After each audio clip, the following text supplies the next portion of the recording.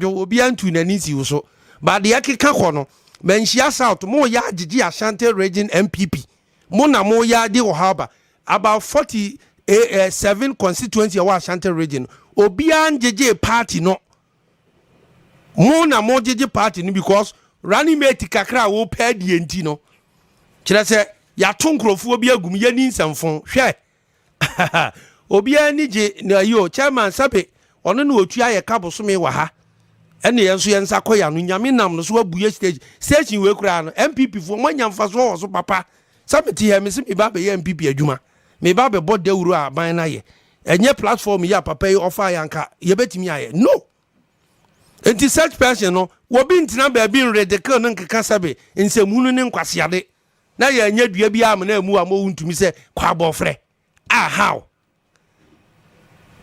Wontumi your life on mo enti mpacho ayakọ Wontumi Facebook online Wontumi Facebook online Wontumi uko Facebook a Wontumi online ubenya te de video no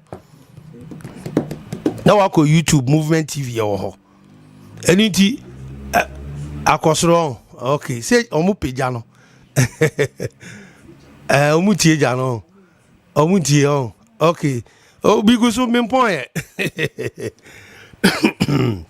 enti mo amaba social media and na me kan say adansidie mienu bi apie na wo bebo so bi atwam ba ko bi so apie me nde twam na minim se wiase obi ani obi hu adansi a ya attack no obi nso kodi obi hu adansi a ni attack no yewura Bento wo ye Imani Ghana omo vice president eno akodi Dr. Mamudu Bawumia hu adansi eni yenya professor bi yesi efreni Jampo akwatena ho sebe keka nsemhunu ese yewura Kofi Bento se wo ye nsusu duafa yewura Mahama bra no ye vice president any Dr. Mamudu Bawumia ye vice president wo di say nipa mienu etoto ho a yewura Bawumia adwuma wa ye as a vice president no wo chen wo bia wo bedi vice president wo Ghana wa ya de second because of the wo huninti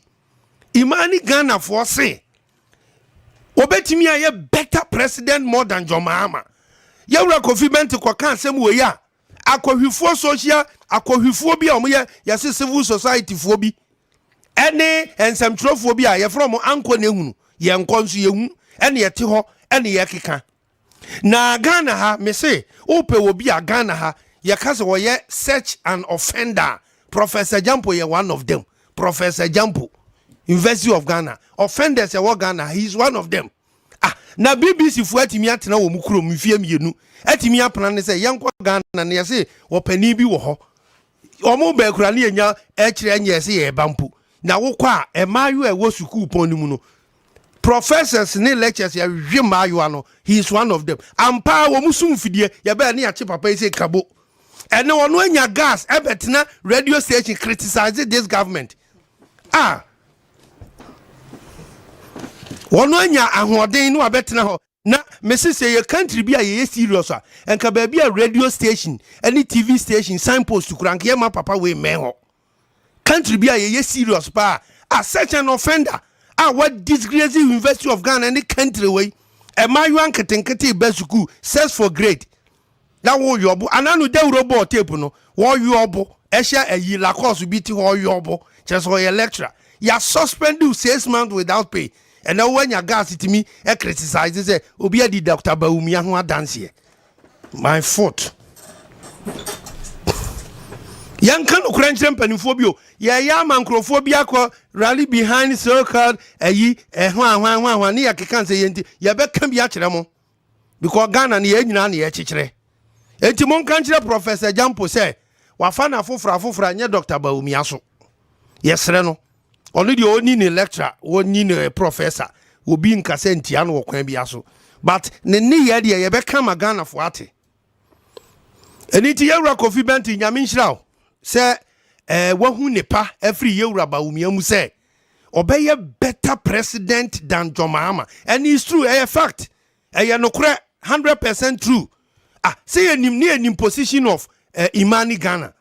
yɛwura Franklin Kujo mo ye ni mu position toro bi a mo nsɛm bi a mo ka munya ya nanka sabio aban no enka da oye na asim ye nanso bere bi wo hɔ a enokure ebe daddy na toro bi a na ya ye frɛ bibi efi abosia obontinsu ni ebetimi atopunu mu a na frifie nipa eno na meka no masaka kwa Ashanti region se abontinsu fo benya party no ho nsɛm atitrufoɔ omo ye party executive region any national any sabimpo the running mate for the party no wasem bone aka efiefuo bi ka ho yati kurom ha enu okugye to sority a ye frɛ ne sen national cathedral nanso ye ko mu eti ayi osofo kisibuaten because kisibuaten yete se ebi a running mate ni bi a ne de ama no wo ya anso so ope wo ya anso se wope ene ye leak information ma no won fa ngu wono aban president trimu popapa wo say se moto abama me 2016 a mesi asori fie dia manyankopon eya ni onyam hye nanso selfish interest ne dia wo penti no ene ya mame fa nkomo opposition person no one radical ade no engu mampani ani suade hunu ni trimu po ense engu sofu pani oye secretary to the board ena abasa na okudato nya ahoden na okeka de obekeka eye fie nipa efrifie mokazi yenim na wo de one day ye bebodin na eya na ensem libu ha na ye enu nti sabia na enu nso kopi Ashanti region against Chairman Wontumi the same thing maka me say Wontumi is so powerful political we are very powerful nti eye nkrofo ya ene he sa powerful yam koka yi na yes makoka ze de ba nokre ye nokre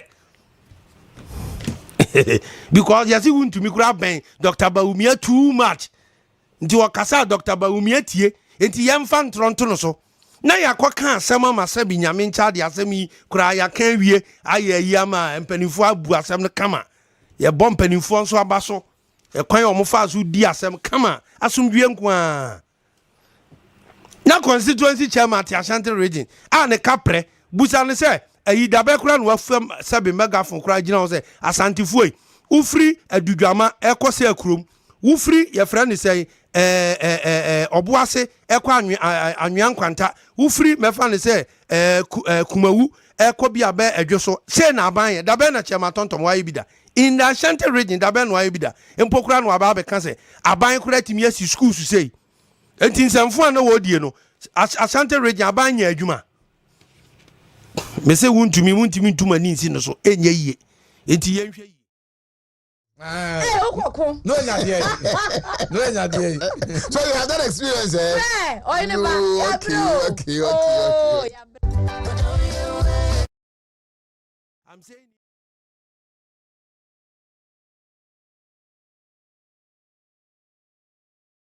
yaso but ne ye de ye be ka magana fo ate eniti yewura Kofi Benti nyame nhyiraw se wahu nepa every yewura Bawumia mu se obeye better president than John Mahama and it's true fact nokre 100% true say enim position of Imani Ghana yewura Franklin Kujo mo yenim position toro bi a mo nsɛm bi a mo ka munya ya nanka sabio aban no enka da oye na asim ye nanso bere bi wo hɔ a enokure ebe daddy na toro bi a na ya ye frɛ bibi efi abosia obontinsu ni ebetimi atopunu mu a na frifie nipa eno na meka no masaka kwa Ashanti region se abontinsu fo benya party no ho nsɛm atitrufoɔ omo ye party executive region any national any sabimpo the running mate for the party no wasem bone aka efiefuo bi ka ho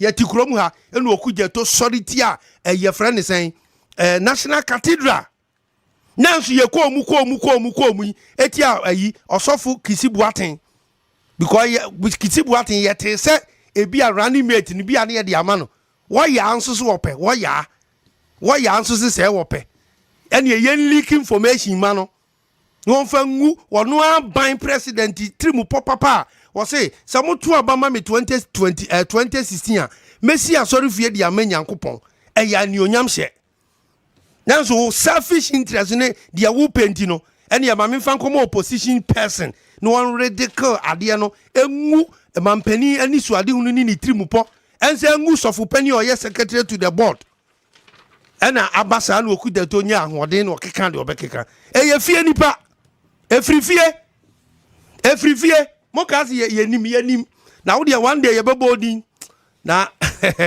eya na ensem libu ha na ye enunti sabia na enu nso copy Ashanti region against Chairman Wontumi the same thing makam me say Wontumi is so powerful political we are very powerful nti eye nkrophobia ene he so powerful yam kokan yi na yes makokan ze den ba nokre ye nokre because you see Wontumi kura ben Dr. Bawumia too much nti wakasa Dr. Bawumia tie enti yemfa ntronto no so na yakoka asem amasabi nyame ncha de asem yi kura ya kan wie aye yi ama mpanifo abu asem no kama ye bom mpanifo nso abaso e kwan omofa so di asem kama asomdwie nkoa na constituency chairman ti Ashanti region a ne kapre busa ne se ayi dabe kura no wafam sabi megaphone kura gina wo se asantifuoi ufri adudwama ekose akurom ufri ye fra ne se obuase ekwa anwan kwanta ufri mefa ne se kumawu ekọ bia ba adwoso se na aban ye dabe na chema tontom wa ibida in the Ashanti region dabe no wa ibida empokura no aba be kan se aban kura timi asi school su sei enti nsamfo na wodie no Ashanti region aban nya adwuma me se Wontumi ntuma ni nsi no so enye yie enti yenhwe yie mo amu betuma ni ezi no so no emfa because wono no wo yeketo a obeye kese Chairman Wontumi wo yeketo obeye kese afi mo agenda nyina ne se mo be break 8 no 8 break no enye backbiting ene sebe kontompo ayesem akeka ne konkonsa die na wo obi rani mate obepa die nti menhia south nkoa na ekreti program a Ashanti region meti kura na makoma ye me ya etimi shim sa say die nsamfo no we have a sitting member of parliament honorable Matthew Opoku Prempeh. Can't you call your people to order? Your original or constituency chairman Wontumi bia dana kwam pepepepepepe the year train they say no bebo na the next president of Ghana Dr. Alhaji Mahmoud Bawumia na odi ne vision eni suade hunu eni enema pa owo edema oman Ghana abeto Ghana fu nyina enim enu nti bibia aye ready ye twen se won so ubeba na modi mani nyam abetai jumadi no echi. If you can help me, say an arrangement no etie urema ofa hey otna hey opake hey. I know you are part of the team anyway, so if you can help me. Oyiniba sisi I want to say school for no amakwan aka level 100 for the per level into car park there ubi a obebi a woni problem na enye restricted enunti ubia dofobia ombra na hall no eye mampo a ya sanzo the screen esi echire hall na eye man na udine chire a wo sanya bihwe enya bitie enunti no enye se ubehia accreditation there be ena enye se unia pass anase bibibia there be unim se Dr. Bawumia there ono wayese sabi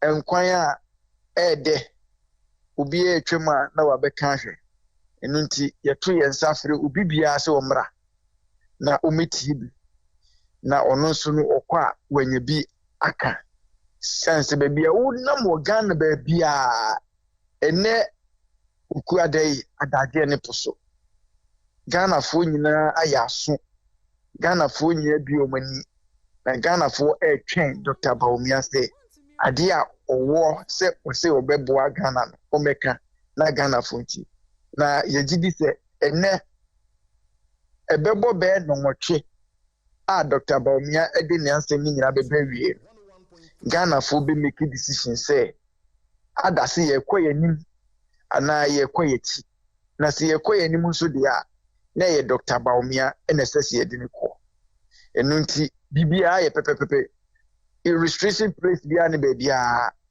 osnoba.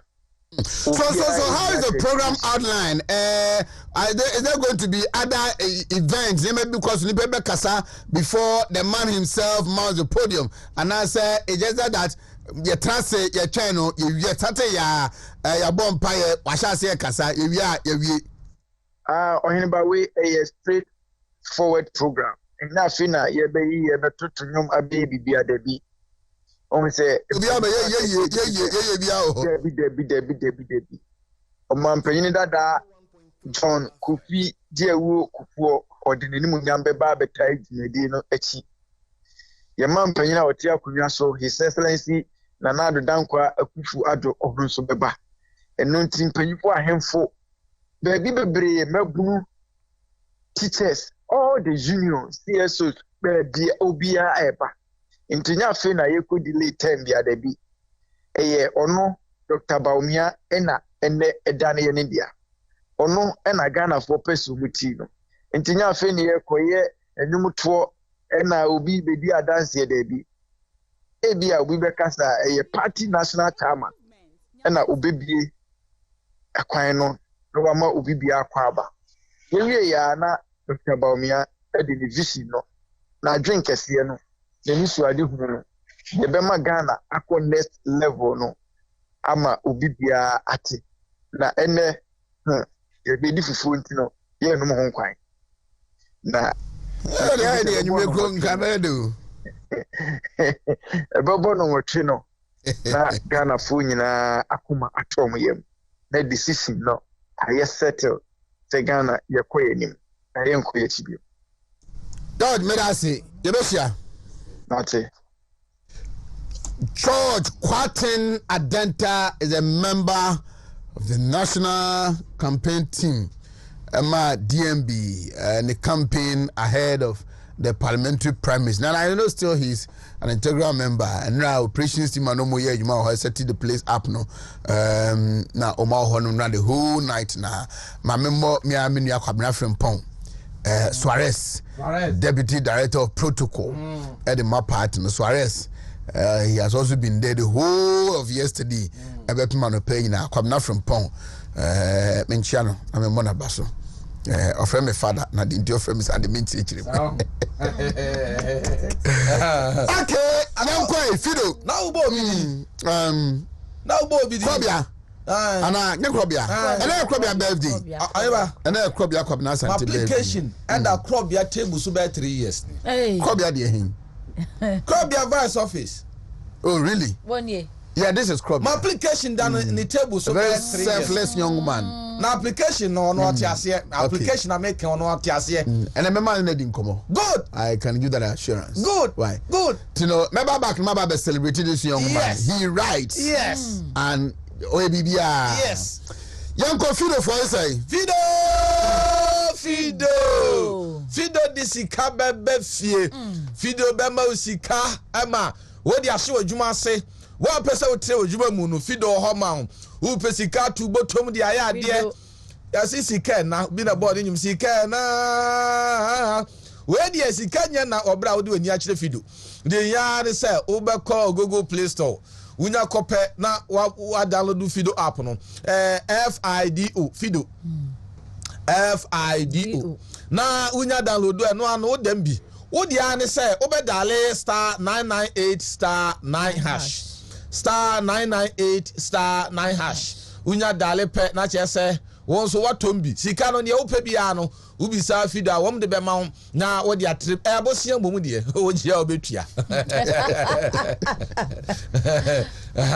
na bosia be boa wo pa hodwo no nti Fido na de ma wo ye ni sesi a afafo no na ko Google Play Store na ko download Fido bosia we na ye nya so be kwa ka wa asema che obeka ni nyina bi o wan kan den tem so ho ba Fido ye wo bosia we de bosia papa e muda ho fine yes yaba enya ba no so de ani aba na da boka ta hodo no and now no pay ni tin ko ni sisi ni ko twa na beti na batwa na bakọ ni na poso na e de oduru fie ha ye twa ni tia ni aka no O B D ni a kira se ya say obia bedidi amen patch I'm ready di na ya kwa the work out no na ya kwa na che say Wontumi today and ya jampo ya kwa the daily graphic okuni no ya kwa okuni the work out enu daily graphic the work out by and now no pay wo ba ye no wonu so di bi ba ye friend no kura di bi ba and do di ba ye nie ne nsama wo di ba ye nyina ene say my Ghana dish ye nyina no otom nkra se mpenifo tutu ana mo yi ade niema bi egugu akwamu ma se de oman kankro aban gusu ye na no waye bio enti rent scheme no aba ha sanko ni bi na tonyo no abedwa ndiweri sikara bedwa aha anti ga na nyom no o say sikara bedwa enti we no Ariba Bantima MP wo ye minister for housing sikana abainam no so de ma amanfo wa chese wo da hai niema mu ade kakra de ama wo no aban so asene ye aban firi abo ti mo keka ma amanfo hunu ni ye 1492 and I chese say de ye ma omo allowance no 19 million Ghana cedis and ye de ma wo no 6 regions say wonye na mo mfa ntwatwa mo da aka nti ano wasem eda enti ora sanso boache Bantima Ronaldo one da hono Bantima Ronaldo one da hono nti oda ho ana fe the finance minister Ghana may abai for to samfo wono na da hono abai ene China fo say de omu ba behwe aka ntem agba no katofeto so du no said ye beya ebetimi aboa mampuntu matimi akoso and nti finance minister de gina ho no nti China fo so peni ne gina ho no and a public accounts committee won ma order minister of food and agric wonwu say wonmu entwi akuafo no bird flu won ma bird flu no say wonmu niema no so tiase o say moaye no yade ne bai ba be say wonmu emwa nti no ho asem and a university union for na wonmu strike no you say o ma resolve no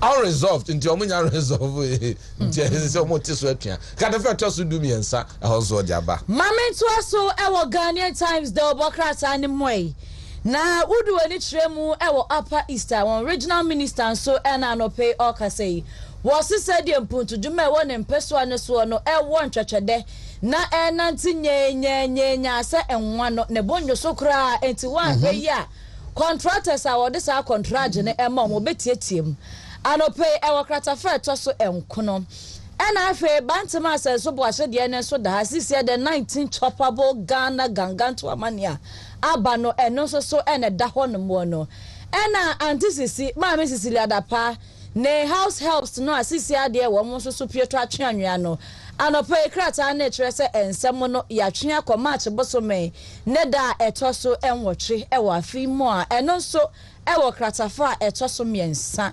na arahusem wasi ye e wo nsawa mu nkrapopo ne mantem wa bra ka kese etwifa ka keto so abewiese na nipa enso krana na adisukro manke bi wo mu nyina eto anananom e won siedo ema emu nan so prem woden no anope kratafa eto so nwotwe e wo Ghanaian Times de Obokrata ne mo so abosa arahusem ne nyina ho amane bi yo ade yanko chronicle braso sem de Obokrata no so de bi ba na anope na chronicle ba ye no de ode ba ye ne nananom na ato sante e wa ha no me hu original minister nti na jese e ho asem e honom na wo ya on manyamfo sa ye dutwum soafo a wo ngmasua wo nsem so mami ni ankobo we man ten honorable osai che mensa boso na sebedwani e osame honorable good morning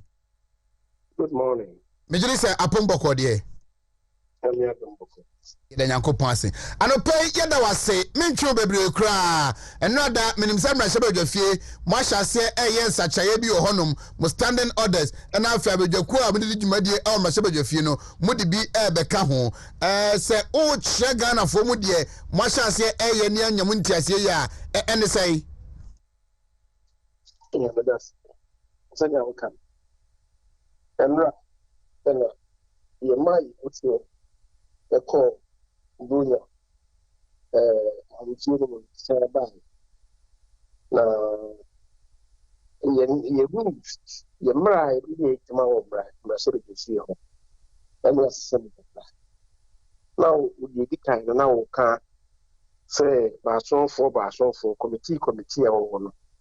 Ye bibia account no kwesa ye bibia account cause committees na da wokono na ebi o ha ebumaye no eni na hopa ye bibia account na asenso no ye order dan committee na da wokono numbers na da wokono so na dosho ebi o ha ebi eni pa 7 committee ba ko so no ba he dunu ebi kra ba aduasa neno ne yɛ sɛ ɛmoa wɔ man no ɛmoa parliament timedi no nti na wɔsɛ yɛsapre ɛne sɛn ɛyɛ saa a ɔho the numbers no dɔɔso saa wobɛhwɛ nnipa baako ɔwɔ committee mmiɛnsa ɔwɔ committee 9 so na sɛ saa committees no nyinaa ɛɛhyia prɛko paa na waka nsɛmfei no na wobɛhwɛ ɔde to ɛkɔbɔ committee wei so kakra a we feel no committee relation or the talk about kakra we feel no committee or the talk about kakra me ko ba ne saa ono ansa so betna se o committee ba ko nke bi asabe onye hwehunu bi o onya adaje yesa we feel ha no ko na ma na dwuma no etosini enne se ne yesi aye no ya tete numbers no so aba ebi e dumie sa near edge and say, Obi have a serve one committees of parliament, or standing committees, they all select committees. You must say one standing committee back, or no, I say one select committee back. Okay. Silent, like I say, I'm out paying, I'm what my man, you spend your essay, na effect. And no to our committees, no, sir. And that standing committee, the select committee, no, as I say, Juma, say. Oh, standing committees, no. Committees of parliament, a boa parliament, Nankasa, oh, my any friend standing committees. The be a house committee, your business committee, Chesheniama, now to be a house committee, you know, in charge of welfare and money a day. So, and then your friend of standing committees, no. Select committees, no, committees are a share, no, you the ministries, department agencies, they don't make my so. And only near a friend oversight committees. Now, ABI would discuss echo a Swabia. Only the boy I mean, a few months that I said the mouth, but nothing has it now. But the mouth will be so almost the boy I might be who said, over the year, come on, I said, it's safe, never now, they seem to be happening. If you sell committees or more, I don't know. Now, committees are for Ben and Modia Becahon. Oh, committees, you know, I cannot be any the committee on the economy. Also, near our finance committee. Finance committee, almost here is the same movie. The fan say, I could loan be agreement together, terms and conditions, and no matter how to a year. Sikana idea is a loan I could hear. Is one or quite a password here. Its effect on the economy. Nankasano, institutional strong woman, and Nankasano, and the same finance committee, no, and yes, sir. And the NAT committee on the economy, that's saying, Sani Manina. Then, a man by a strong Libriano or Moyeno. You will select committee, first will be higher bar on national security, and then defense and interior. So, I think another one on national security. Not different from defense and interior, because we don't cease to bring together and then national security somewhere. And yes, But cyber security, communications, it will be episode say woman no it be a banking system to acquire device you know they be hacking into the system now break it will banking system down will be for who the VSKB all those things. Nti sani manemano and yakabo moyano the National Security Committee. So nti committees no ba kumbi nubi abeka only abeka original ones say ni no efana. Na say moko mesebedefia na watwi bia anya bia ndako mobile recite the national pledge. It is a adentia. We should begin to inculcate a sense of national pride and national identity into ourselves. Now we call a friend saying, I'm an onek. America. America. Almost if you be a Ruby Abaco, if you be a American flags, they believe in America. Almost soon crash on my move. So we did here on my own. Any energy said, don't be your own. And yet, Papa. Who call this a bit, who Germany, who call Italy, who call Holland, who call Australia. Sanity, or Canada, man, sanity. Na yen say obi nfo bi ho ntina o man ejapade akro bi fa no ye ne basabasa obi antimi nka hwe o ka ho asem o be hu ka ho asem obi say rache e yodia o man na dia e yodia e papa dia sa patriotism no ene e pese e be hye ni pemu a nti ye sha se fi mra hye be defi ne ama na de no abitim e wo o man emu abaye nti da ye say the national pledge. In fact, now ye say a bone to put another yentia is the beginning of the session. Ye national anthem, crowns on Capo. National anthem, there wasn't a police for the big but in Central NC, Tina, Mohunusan. The next session, which may be new, I hope maybe who's idea, say, be so say beginning the session, every my principle about national anthem. Am I being national anthem? No, the cabinet. I don't pay me that's Honorable Osei Mensah Bonzi, the majority leader in Parliament, an MP for Swame. Carry on. Now. National anthem. Wife in the that means you're not yeah, music parliament. Black Stars. Don't trust. That's how far some the move on to baby. I mean, a week today in ever court demonstration be. Save Ghana football demonstration. Okay. Don't trust. Okay. Young Chronicle. Chronicle. Brasa sound of workout around here to us. Now, we chronicle the workout in one. On when you first say you do chum, but some chum now 7 Jenny. Ghana men swore for him must show in some swore. Ya, what about homo diagini demon penny and yagin homo my gun and penfoni agina tum. Ya, Senyamea Dumwa. Obeshen and Munuma Pigeon City across. A Duchum calls for patriotism. Yes. As he launches History of Ashanti book to commemorate 150 years of Sagrenti War. On the balance Sagrenti War, a book no, Santimura book no na. Dr. Oseyaw Educhum. Yes. Dr. Oseyaw Educhum. The People's Choice. Okay. So on one case of patriotic. Or your Pentecost ni kron. Pentecost Edda. Pentecost ni kron. Edda. Say you do chum. Christo ni obi anim so ye Christo ni. Bia gini tum. Pentecost fo nyina gini tum. Ene so kwa sorry. Ene no mbe so me hu so mu ye Christo fo a because it's anointing or you near picture na. E just say the chum kwa anointing mo fa nye swimming pool. Na mo say you do. Ni ma Christo fo no mutiko. Papa ya me be hia. Dr. Mahmoud Baumia.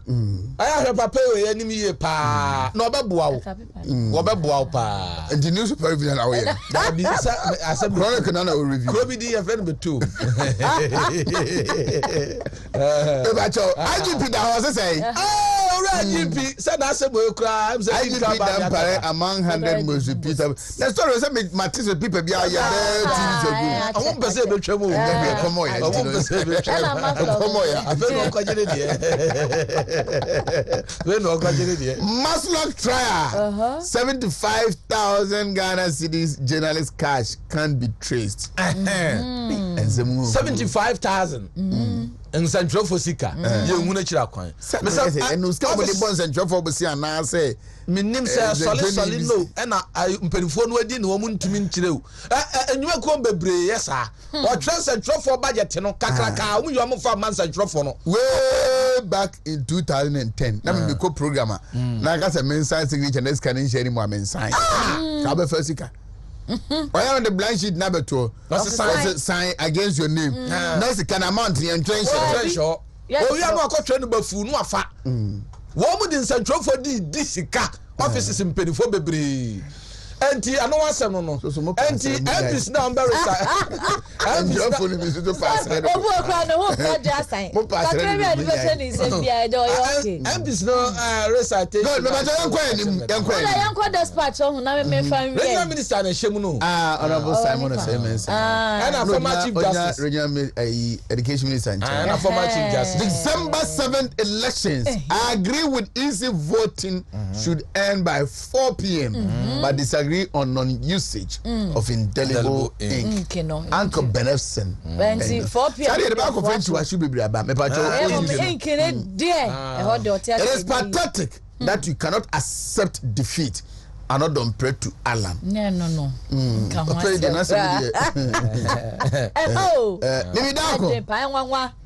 Award. We're winning international award. FD. Yeah, and our guide. The new crusading guy, Baumia at it again. He would does NDC with bold. It is possible. Commemorating 150 years of Sovereignty War, Dichum launches book of history on Ashanti. And a reporter, GJ, DJ, Nicky Bane, Prempad, Mummy,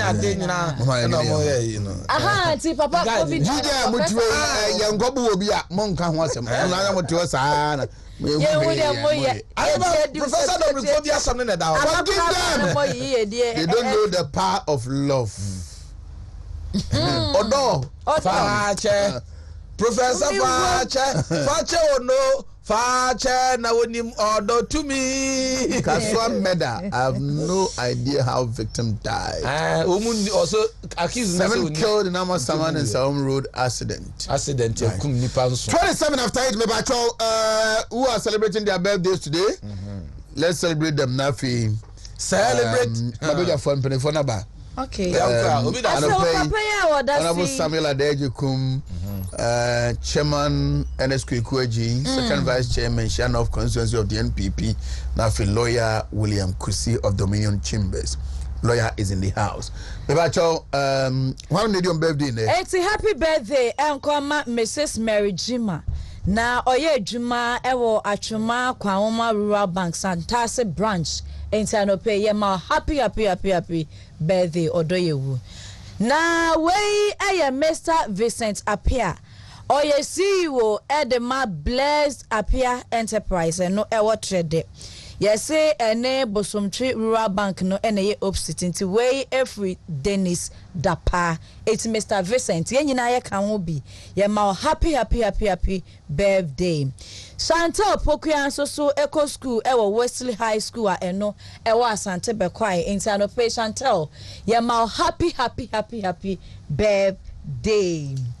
Ena mami a wodas ifoko wo mami a wodasi oye mami na na kwia sika.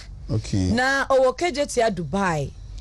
Na wey Africa ntonchi de hye kwabena sapon ho ntina na kwia ye nyina ye ka ho bi. Ya ma otiri nkwapa nyankopon onyi wo mfra dumu enkwa dumu emayen ena we so eye Yenye ekweje wa ho. Owo Sompa TV. It's an pay your happy birthday, mommy. Okay. Also Sompa TV. Sompa. Okay. You more wishing Hannah, hold on, kind of Paradon Tintin. I'm Betty. More wishing Hannah. It's all for the age work and a man happy birthday. It's an pay a Martin Quaonia. Maybe the birthday there. Okay. Also, I see actually the phone. So now. Sapon. AKA you. Where Jonah Osai Amwako. Jonah Osai Amwako na your birthday. You wish you happy birthday. Jonah. Jonah. Na me nka. Ona ne ma me buy ne be ma be. Ma be. Okay. Be ma be. Oh, I see. Happy birthday to you. Happy birthday. No. Oh, What's about me? Me bacho hwani. Wait. Ya sapon. AKA Ogoro. Happy birthday. And who is this? And I will so Ebuakwa Kofodia and that's what man give me say. Yes, Neni na abedie. Royal Educational Complex Ebuakwa Kofodia. Nana Osei Boatin ni din no. Wa sha ase afa nana de we do echi ntem. Nana Osei Boatin no. Enti ana nana birthday. Enti you wish you happy birthday. We efi nana Pukuo ena wode eba. Me must say mama wish me birthday. Okay, Krobia Kwabna Asante. Krobia Kwabna Asante. Krobia Asante. Krobia Sante. Very selfless young man. Also very for calm. Also for the picture and I say ya no. Yes. Dean. Innocent. Obo adwuma so. Obo adwuma so obre no ho ase wasum ye. He's a researcher, he's a writer. Wow. He's wasum mampania be de chire pa. Asompa. Product of Swami constituency. Sound. Yeah, Swami. Say mensa bosuba no. Na ni constituency. Okay, me da say my man what's brown. Na dia say brown and I said ye. Anaje my tepa na to profit say. Brown, say brown.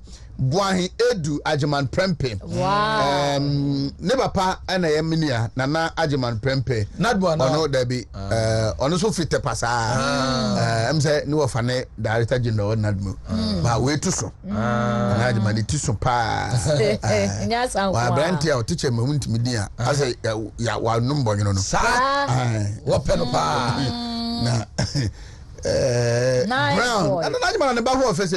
Kwa no ofe pa. Na say okay, bia na yire no ho fe. Be ya na yire no. I my dear. Asa brother, handsome man, young handsome man, but ne ba na my party say na yire no ho fe bo. Where me papa Reverend Vincent Apiaji. Good. Great Power Ministry on by 14 days fasting and prayer from 12 to 20. Esha eyi la course bi ti ho yobo just for your lecturer. You suspend you 6 months without pay. And now when your gas it me criticize say obi adi Dr. Baumia ho dance here. My fault. Yankan okranche mpanimfo bio ya mankrofo bi akọ rally behind so-called eyi ho ne ya kekan say yenti ya be kan bi a kire mo. Because Ghana ni enyina na ye chichire. Enti mon kan kire Professor Jampo say wafa na fofra nye Dr. Baumia so. Yesre no. Only the only ni lecturer, only ni professor will be in Casentia no kwan bia so. But ne ni ye de ye be kan ma Ghana fo ate. Eni ti yewra Kofi Benti nyame nhyira say wahu nepa every yewra Baumia mu say obeye better president than John Mahama. And it's true, a fact. No 100% true. Say enim position of Imani Ghana. Yewra Franklin Kujo mo yenim position torobia mo nsem bia mo ka. Munya ya nanka sabio aban no enka da oye na asim ye. Nanso bire bi wo ho a enokre ebe daddy. Na torobia na ya yefre bibi efi abosia. Obontinsu ni ebetimi atopunu mu a na frifie nipa.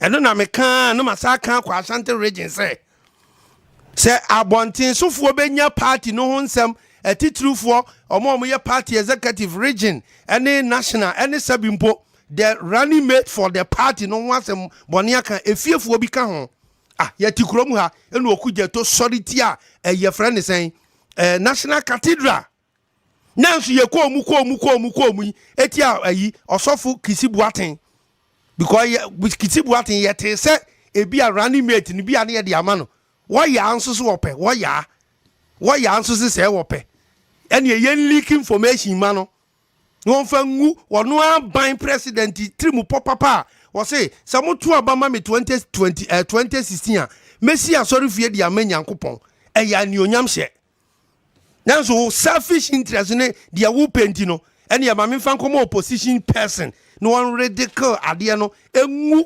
mampani ani suade hunu ni tirimu pɔ ɛnsɛ engu sɔfo pani ɔyɛ secretary to the board ɛna abasa na okuda to nya ahoɔden na ɔkeka de ɔbɛkeka ɛyɛ fie nipa efiri fie mo ka se ye nim na wo de one day ye bɛbɔ din na ɛya na nsɛm ni bi wɔ ha na yɛ yi ɛnu nti saa bia na ɛnu nso copy Ashanti region against Chairman Wontumi the same thing maka me say Wontumi is so powerful political we very powerful nti ɛyɛ nkrofo bi ya ɛne he saa powerful yam kɔka yi na yɛsi makɔka zɛ den ba nokore yɛ nokore because yasi Wontumi kura ben Dr. Bawumia too much nti wakasa Dr. Bawumia tie nti yɛmfa ntronto no so na yakɔka asɛm ama sɛ bi nyame ncha de asɛm yi kura yɛka wie ayɛ yi ama mpanimfo abu asɛm no kama yɛbɔ mpanimfo nso aba so ɛkwan ɔmo fa so di asɛm kama asomdwie nko na constituency chairman ti Ashanti region a ne kapre busa ne sɛ ayi dabe kura no wafam sɛbi megaphone kura gina ho sɛ asantifo yi ufri adudwama ɛkɔsɛ akurom ufri yɛfrɛ ne sɛ ɔboase ɛkɔ anwea nkwanta ufri mɛfa ne sɛ kumawu ɛkɔ bi abɛ adwo so sɛ na aban yɛ dabe na chairman tontom wayɛ bi da in the Ashanti region dabe no wayɛ bi da empokura no aba abɛka sɛ aban kura timi asi schools sei enti nsɛmfo a na wɔdie no Ashanti region aban nyɛ adwuma me say Wontumi ntuma ni nsi no so enye yie enti yɛnhwɛ yie mo a mo betuma ni asi no so no emfa because wɔno no woyɛ keto a ɔbɛyɛ kɛseɛ Chairman Wontumi woyɛ keto ɔbɛyɛ kɛseɛ afi mo agenda nyina ne sɛ mo be break 8 no 8 break no enye backbiting ene sɛbe kontompo ayesɛm akeka ne konkonsadie na wo obi running mate obepɛ die nti menhia south nko na create problem a Ashanti region meti kura na makoma yɛ meya etimi hyem sa se die nsamfo no we have a sitting member of parliament honorable Matthew Poku Prempe. Can't you call your people to order?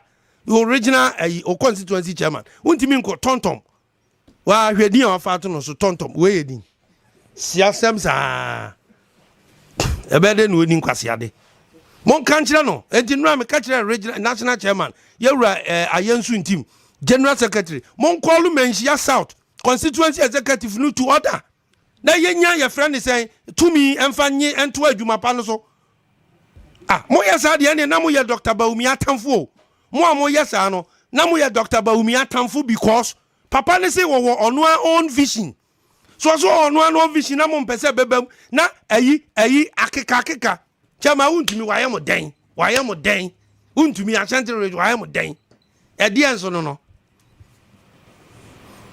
nso no nti yɛwura Matthew Poku Prempe call people no to order na saa sɛbensɛm hunu na nkrɔfoɔ bi twerɛtwerɛtwerɛ wɔn bɛgya wɔn nyai ɛnso kura nso deɛ kura nso no wode nyame yɛ adom afiri kyerɛ kɔ yɛtie yɛwura Bawumia wi a mo mu bi wɔ ha yɛhwɛ na sɛ mo bɛyɛ ntɛta yɛbɛha mo papapa yɛba bɛtena akeka bi akyerɛ mo yɛtie Dr. Bawumia wi a ɛfɛ na campaign na hyɛ aseɛ wɔ kyena enti wo bi a wo bɛyɛ Yona abɛtena party no yɛbɛma bonsu afaw ɛsɛ Yona na bonsu fa no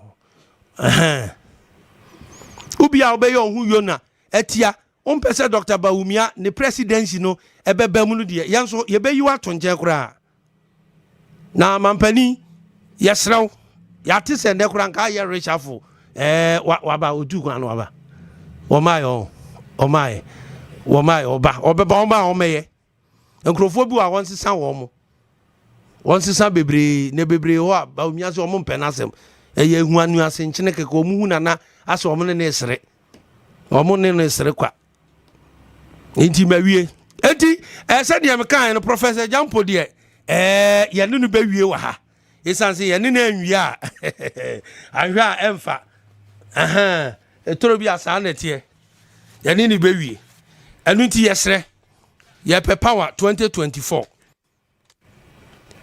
internal ntokwa na ehunya September tonton mo ne omo aka no won tokwa bi a omo ntwan na NDC ba 2024 election no om de esi ani tama year registration 2020 2014 15 ba na NDC fuodin samfu Ashanti region pankro no satam ko yewra kwasi forina na wo ho yese wakwa stop the NDC for ye your mama man transfer name free ho akire obi a no ye yakoye no say district commander superintendent kwasi ofori na mani hunu pankro no satam no na tontom ne hwanhwam no omuni ho wodi amonya saa ne ye enu nti said ya maka no ye bedi saa nkomo no na afei bibia atimi atutoye na media maka. Yes, Secretary to the Ashanti Regional Reconciliation Committee. Intimino ebedi mu nkomopa. Honorable Samuel Adejekum, seche kumawu DC, aban krachi penyina oho. Enano ebobodi aduanu be aduanu 26 on the huso ya molindi anka hum. Ne yazidi na bibe sabo. Na amanfo se nya hono mo he. Say mem DC dey say o he de ni ase. Mo no nkosoro mo nkan ko bunum. One no can corner engohe. Eti ono wa hasanso na chairman NS Kwekweji lecturer Kumasi Technical University, second vice chairman of constituency on Superba abeka na yedin komo. Lawyer Martin Mejusminia Afisha paso so afi nkome to yen. Afi se ne atias na bibi ekoso. Nkon diaba MPP akambo no mani age na mo wini power.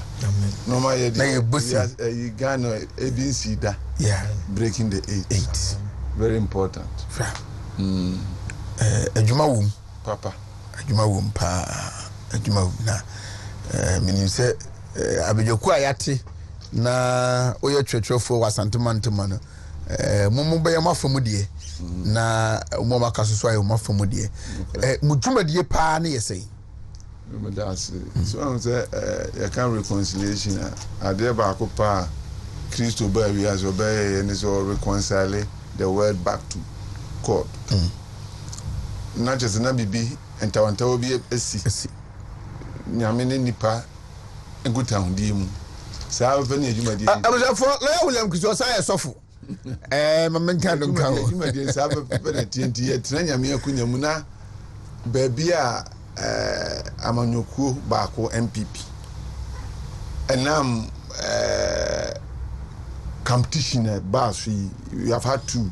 Yeah, I didn't mean to me wasi when 2 and 21 tower by no the juma didn't say boy raho no after no atrance near no makasa na yet me use actually nyamidi my no me abutoye maba na de oka se mpo me ma part ni mu bi me nto ma de to aba ma no ni nyina na yakata so ni nyina ya forge together me ni awunim say about where they enemy say division of party there's no way we can succeed. It's a reality that we should all accept. Yeah, na 1 year is not in Swakura 7 months we can work together as a team and win power for MPP. Me hear program here we more advertise it. I said this is the kind of things we need to get to the people because nipa bebre I'm telling you nipa bebre name say MPP abani ye name say bebre anymore for strange reasons why the TV so bad me can't bebre name bebre omuni so omonti ase because any you can't rom no are different and dey nyina wase ya kabom ne tu anamo ne etimi breaking it down mum nyina hu ade pa party na ye die ntia Ghana for bedi anyamra nsem so moto no mgo fa asumasi fo bi besi so a eno pa na wase momu saade a unim de wo ka ho asem obi se unim na de unim a unim se ne tie de wo sa akofa aba de na se wa problem ne so but look at what we are hearing and we need to work very hard yentimi nyi obi amfiri mu ye nyina Ye call ya a kodi showdown.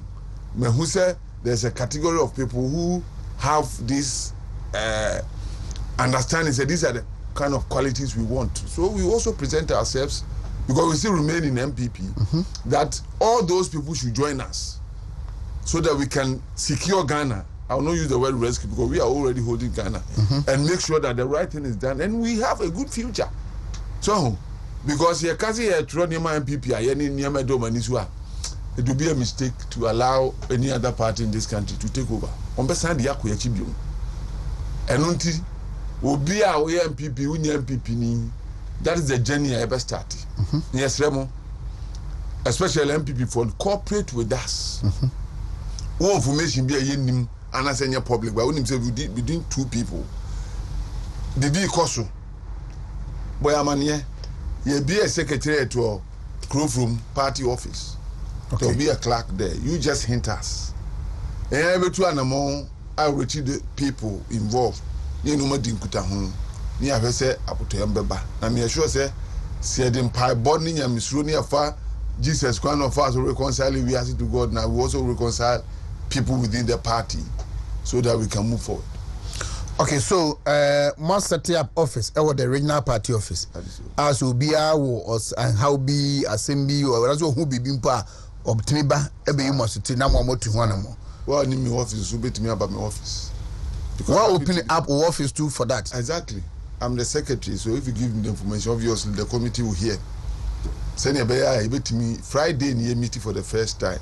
Okay. Nah, yeah, the structure and any strategies you know, a good form. If you are near 32 animal, and when the logistics are ready, we will move on.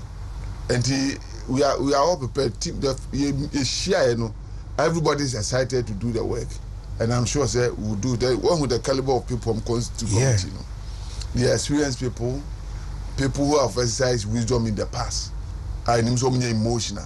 So on the team.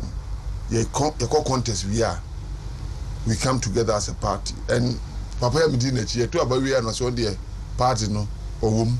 In fact, there's if you don't know, there's been pressure on him to go independent, but he insists that he's a party person, and that is why we are saying the party. And so we want every member of the party to understand the competition in contest in MP contest with DBH. Yeah, you see how it was.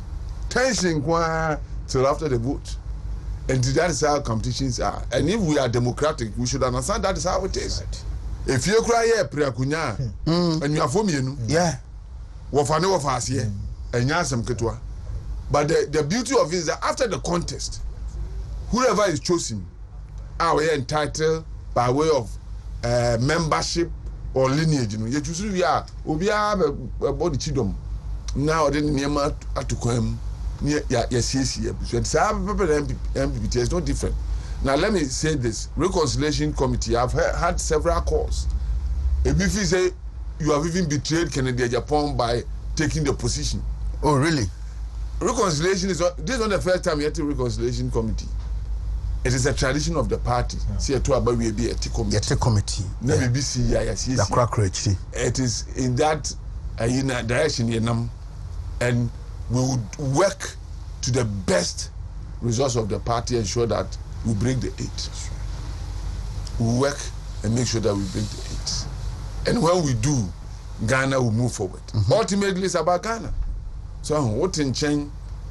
Say to me, what was the reason? We wanted to make Ghana sure better. We secure Ghana. And we haven't abandoned that idea. We still want Ghana to be a better place to be. And that explains why we are still in the party and we are insisting that let's reconcile, let's become one. Say, who people who are reconciling power, may camp by one typical example. I bet you we have reconciled and we are together. So people should be watching us. People should be watching us. We are going to work for everybody to understand that we went for a competition. The competition is over. We are working together to make sure that the party wins power. That is the most important thing. The message, especially party activists, communicators, and senior callers, new mama can say, Mumia Fanshi team say to reconcile is deliberate. Yeah, none sorry my reconciliation, but we have to take deliberate steps.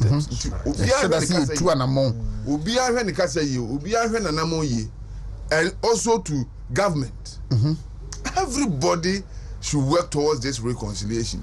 Now, no be from say, I just say I reshuffle, so yeah, can't be, and who will be out. And I'm not sure I have any records to show that.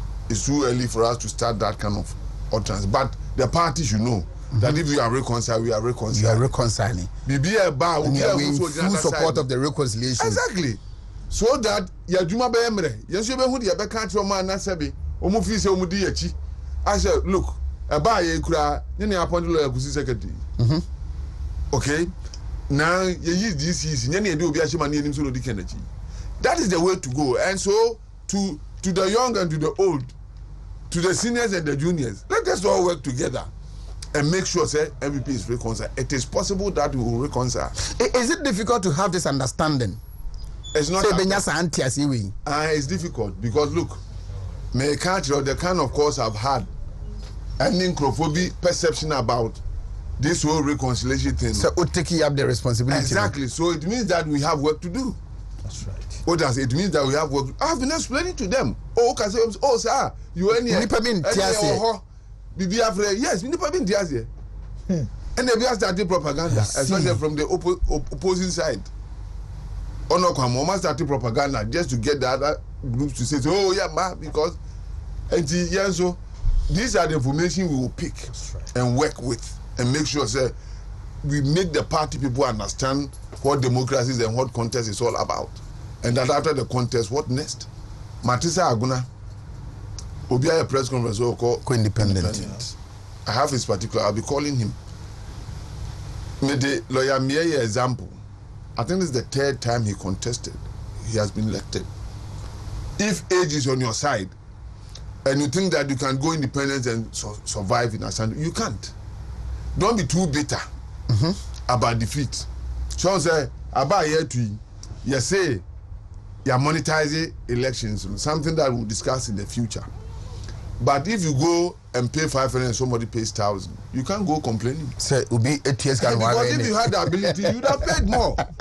And why MP OPK? But this can you know TB? Will be yes. Why does it be a TB? Sir, why want to be crying now? The right and moral right to complain. But who see 500? Maybe 2,000. Yeah, and why are you lawyer? Why are you crying? So, and we need to bring this to their attention. As a matter of fact, some of us were approached and go parliamentary seat. Yeah. What do I say? But we didn't do out of emotion. Yeah, I know. We sat down and analyzed and saw that this project is too expensive. And I'm not capable. Yeah. Who is that? No. Secure the tears are at our way. Who was coming? You get the point. So I decided not to. But rather to support one of the contestants to ensure say Obewini, because to me she was a favorite candidate. Yeah. And delegates making a decision. That is it. We come back to work. And that is the nature of politics, internal politics.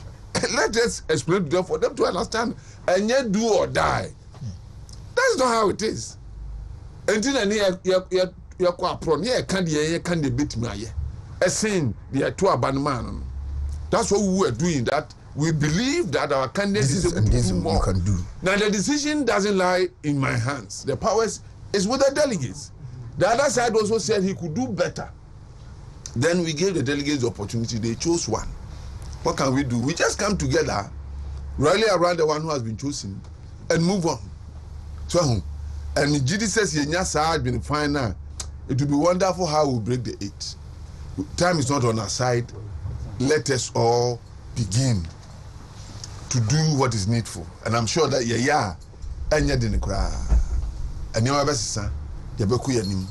and especially Kennedy Japan followers. If you look at the committee, we are reasonably represented. Yeah. And I'll call upon them. They should all rally behind Lawyer Kusi.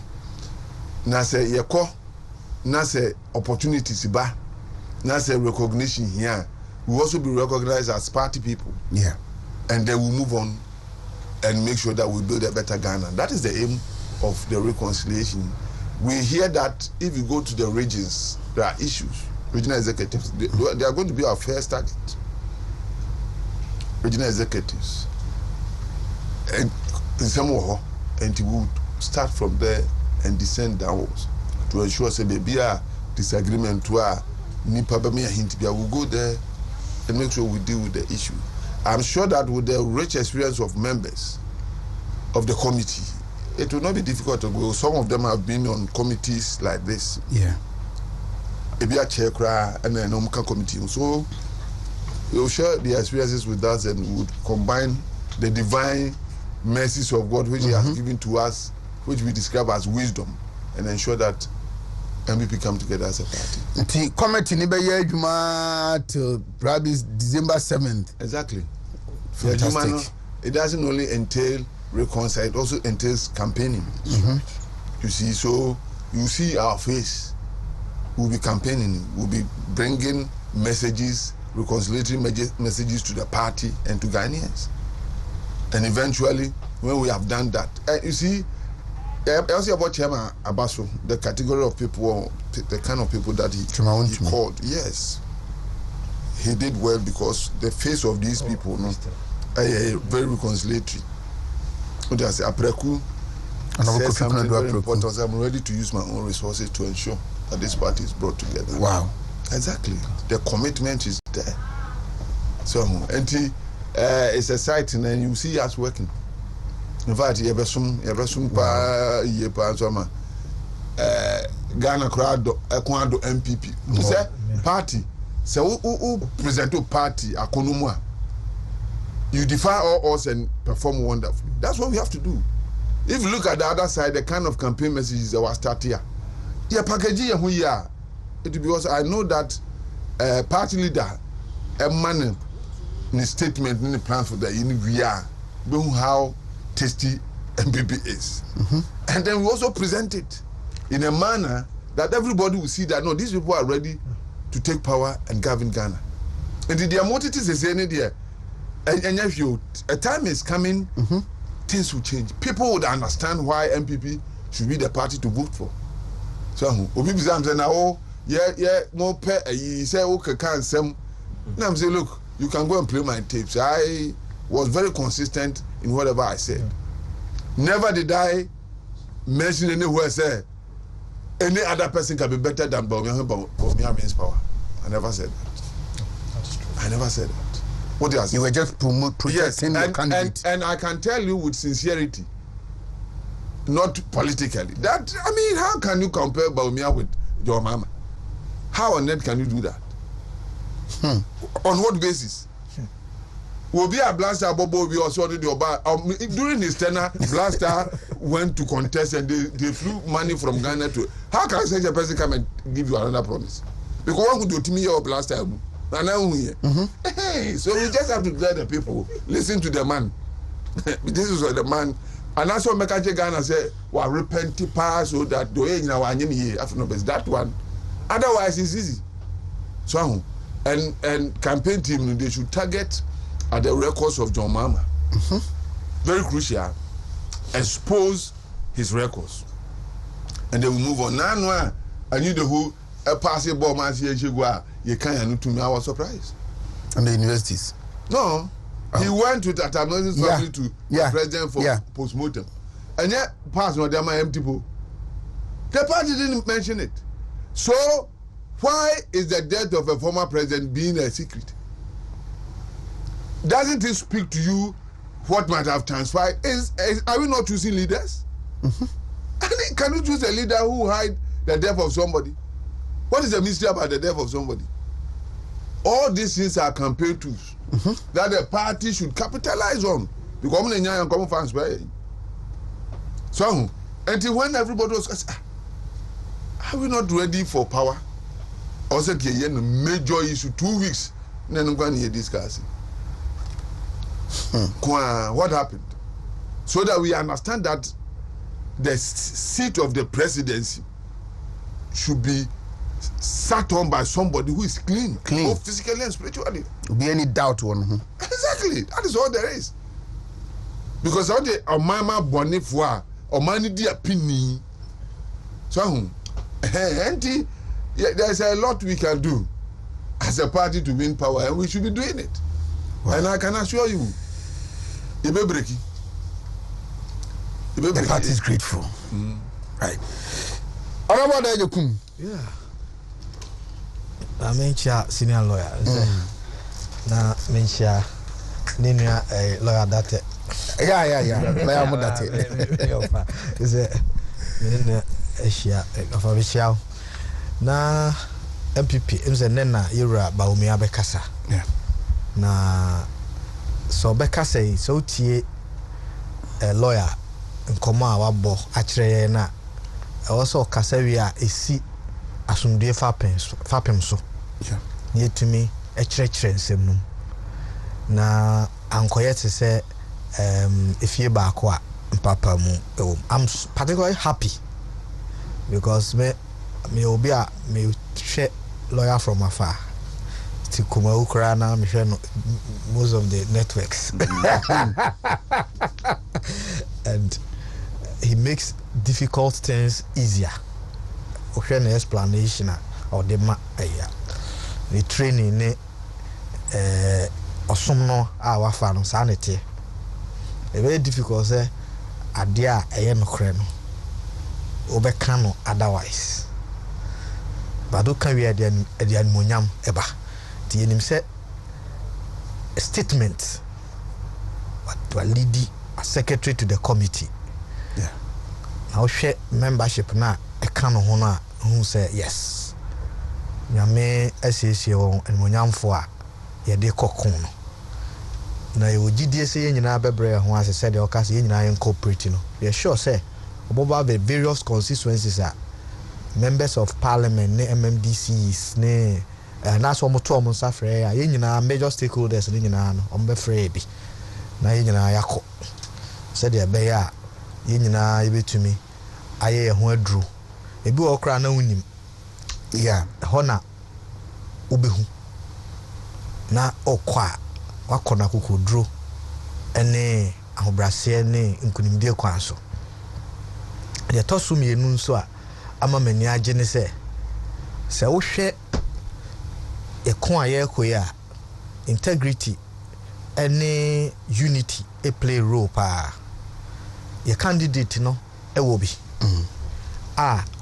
e ba se ketase ne proye ne sa ne ma unya no ne mum se ansi fapema eye kabum fapem so a be me ahoden so ko e be ma ye sa ahoden na me atumi aka koya nimu a ho na e de sa yi no be ba e na e wo form nso fapem no any foundation no so need the various constituencies no na no a yeto elections presidential parliamentary in between like assembly elections plus unit committee yeah and now hwe said the moma ye running elections hwe 2016 mu use assembly members 2020 assembly members eba mu enti ebi kra ho nso so kra no na ebi a me am ye DC ebi kra no makotia candidate bi na so bia na chairman bi akotia candidate bi na so sa enkomo ni nyina be tase ne nyina obi a onim bia o ye contestant you felt unhappy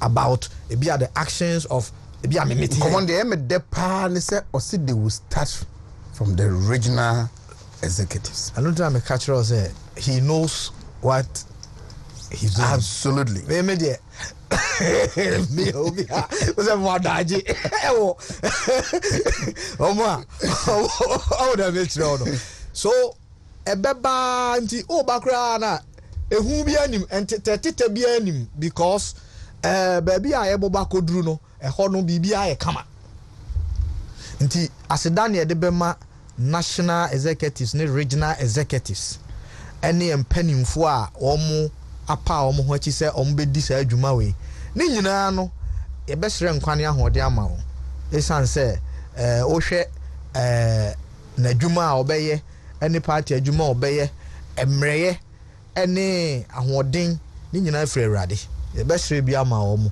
na ye make sure say ye nso so ye beta omo achi ma ye ma omo adwuma no enye den ema adwuma no nye den na yɛkeka nyinaa no yɛkeka sɛ yɛka ne abɛkɔ so agyina so yɛkeka nyinaa no yɛkeka sɛ akunafoɔ ne ɔmo a ɔmo kunu awu agya ɔmo yaaya ɔmo ma bia no ɔmo ni da ɔmo so awu agya ɔmo yaaya no ɔmo ma ebenya school no bi akɔ na duru hɔ no mo a aban akotua wɔn school fees de ama wɔn yɛkeka sɛ agyankaba na ɔkyerɛ secondary school exams no enkoduru baabi a yɛsɛ yɛde amanyoku a na ɔwɔ so a na nkane dundum utua school fees na me teacher ni da na me ka kyerɛ ayade a me call bonika pa how can say my father akra three exams me a teacher on duty na wako gina kra ne so yedika akra delay on 30 minutes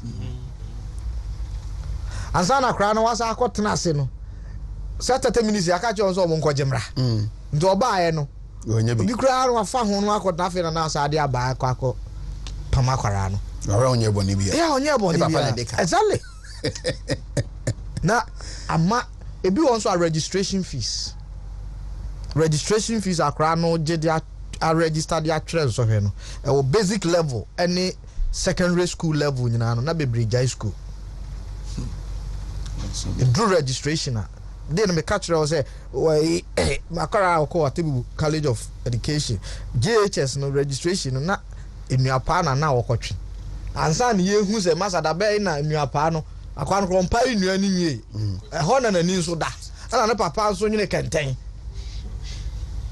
ana ode be kobodum ase dwam ana papa igu honom so when we went to Alenanya we had to do something ntitisha ni bia otie bia no enya no credit say free SHS na ba ye no a awofo no ene omo ana omu ni andi so no sebe omo enya ni so no sebe se obi akọ school na wadrum pempenso bi na o kasetia secondary school a aban afa eka no a eya na enyinyam so mpa because and especially obi okra okwa ahokire mu na nyame de na akoduru baabi and because of politics nti sane ma we nyina be yi a wo se yetoa so na se ye betoa so nso a de la kusi mujumadi anyame de ahye mu nsa party de ahye mu nsa wo se ye cooperative because ekofa wo so na se sebe imprediasa enkabo mu ne enyema aye hwehwe no ama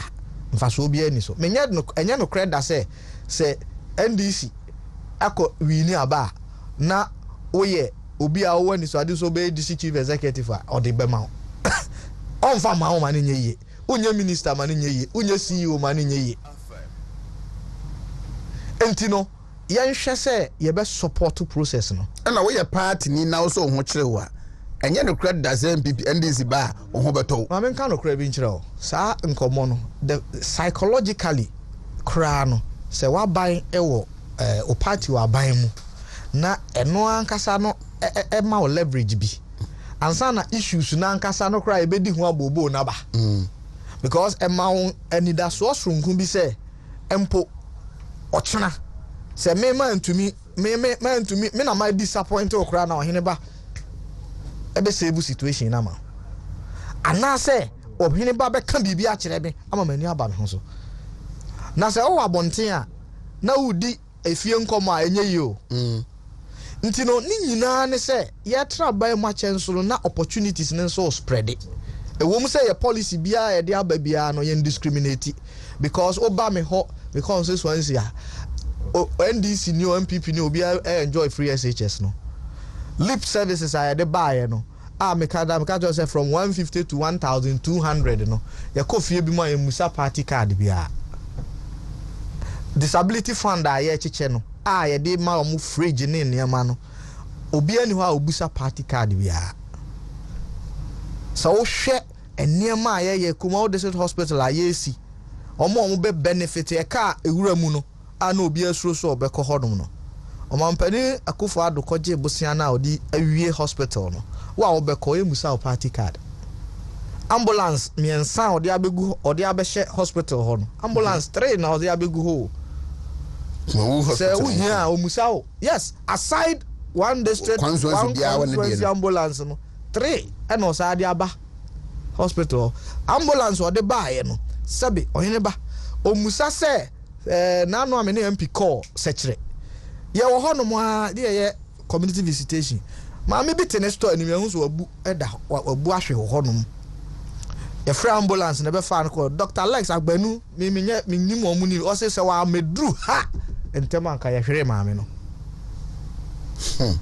enti niama na emma o man chichire konkan no eso a chain differences are ebe wo wankasa wan krankran na so obi kon be don so abe support ye ya e wo say yen so ye hyehyɛ ye niam ayi sama da me ka kire say endurance is key o ye o kanipa bom na o anase e say utimi yi bibia free mu now count sisi so making sure say the bigger picture eno na ye say ye hwɛ eno na be boa ye nyina nti dwumadi a yewura baumia ede ba ne sensi fapem papa so a obohu se eno mom ene ebe discuss papa na waka no na ntokwa no a ewo honom no na ye discuss nti we de awrade ena ayi won nti ye nyina ye nta won achi ye so are ready sama kwekwaje Prof conscience ba kwa anka lo mbaba manim pa mention of they say dem say ho aju kakra e wo so kwa do bomba mo office ndi ko mo so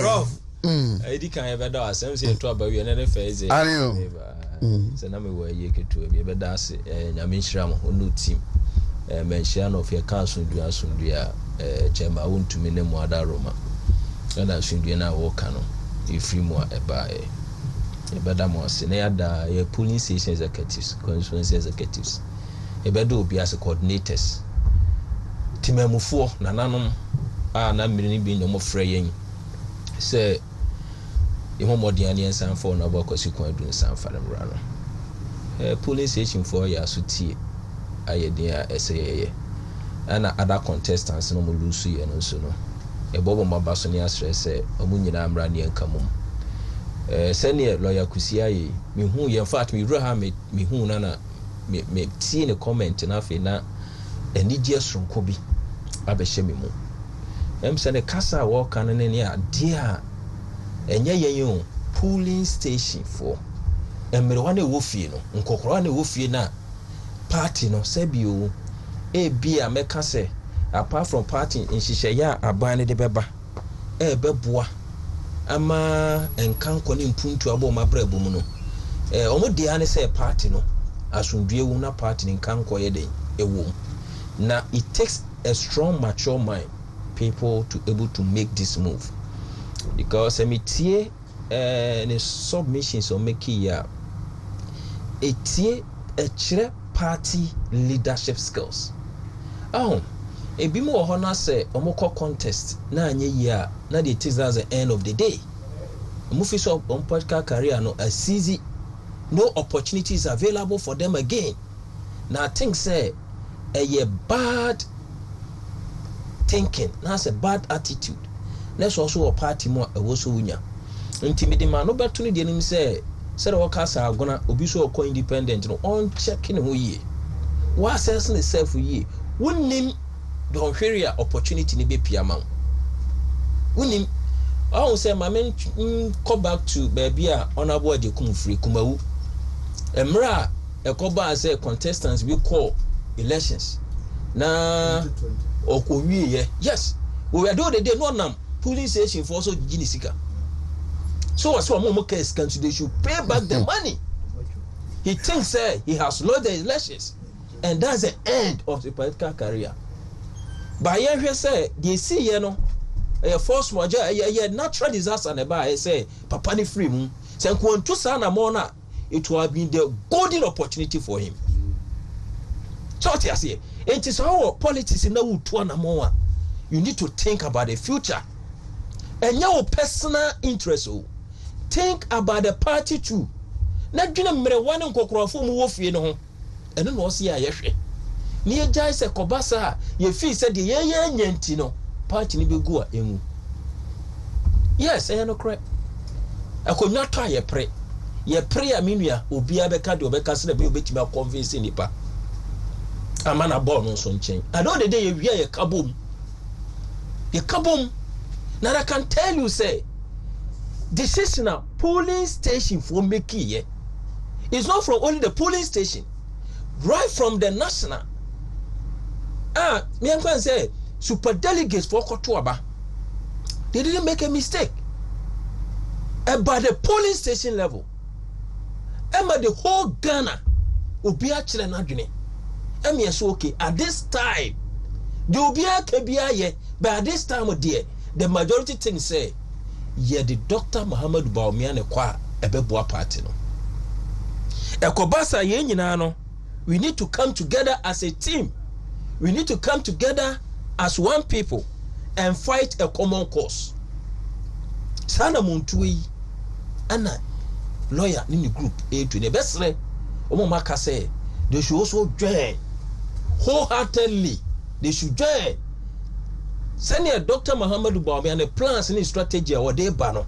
I mean him said this right? And meaning say ba and the strong unity. Strong unity. Now opportunities available are very strong. Why can't we come together and fight to make sure say we break the 8? You break it 8. Ebi ame de na mfi say ye sha see nyana mo Dr. Baumadu Baumia. Enti but it will come opportunity beba lawyer and sabaka ne de jame de. That is the way the system is. Sane we are here tie. So tie ase. Eto mi anyina nkamum. Na ye nyina na ye fa papa no enko because me hu Ghana ha na sa political party bia wo betimi de o candidate a compare Dr. Muhammadu Baumia.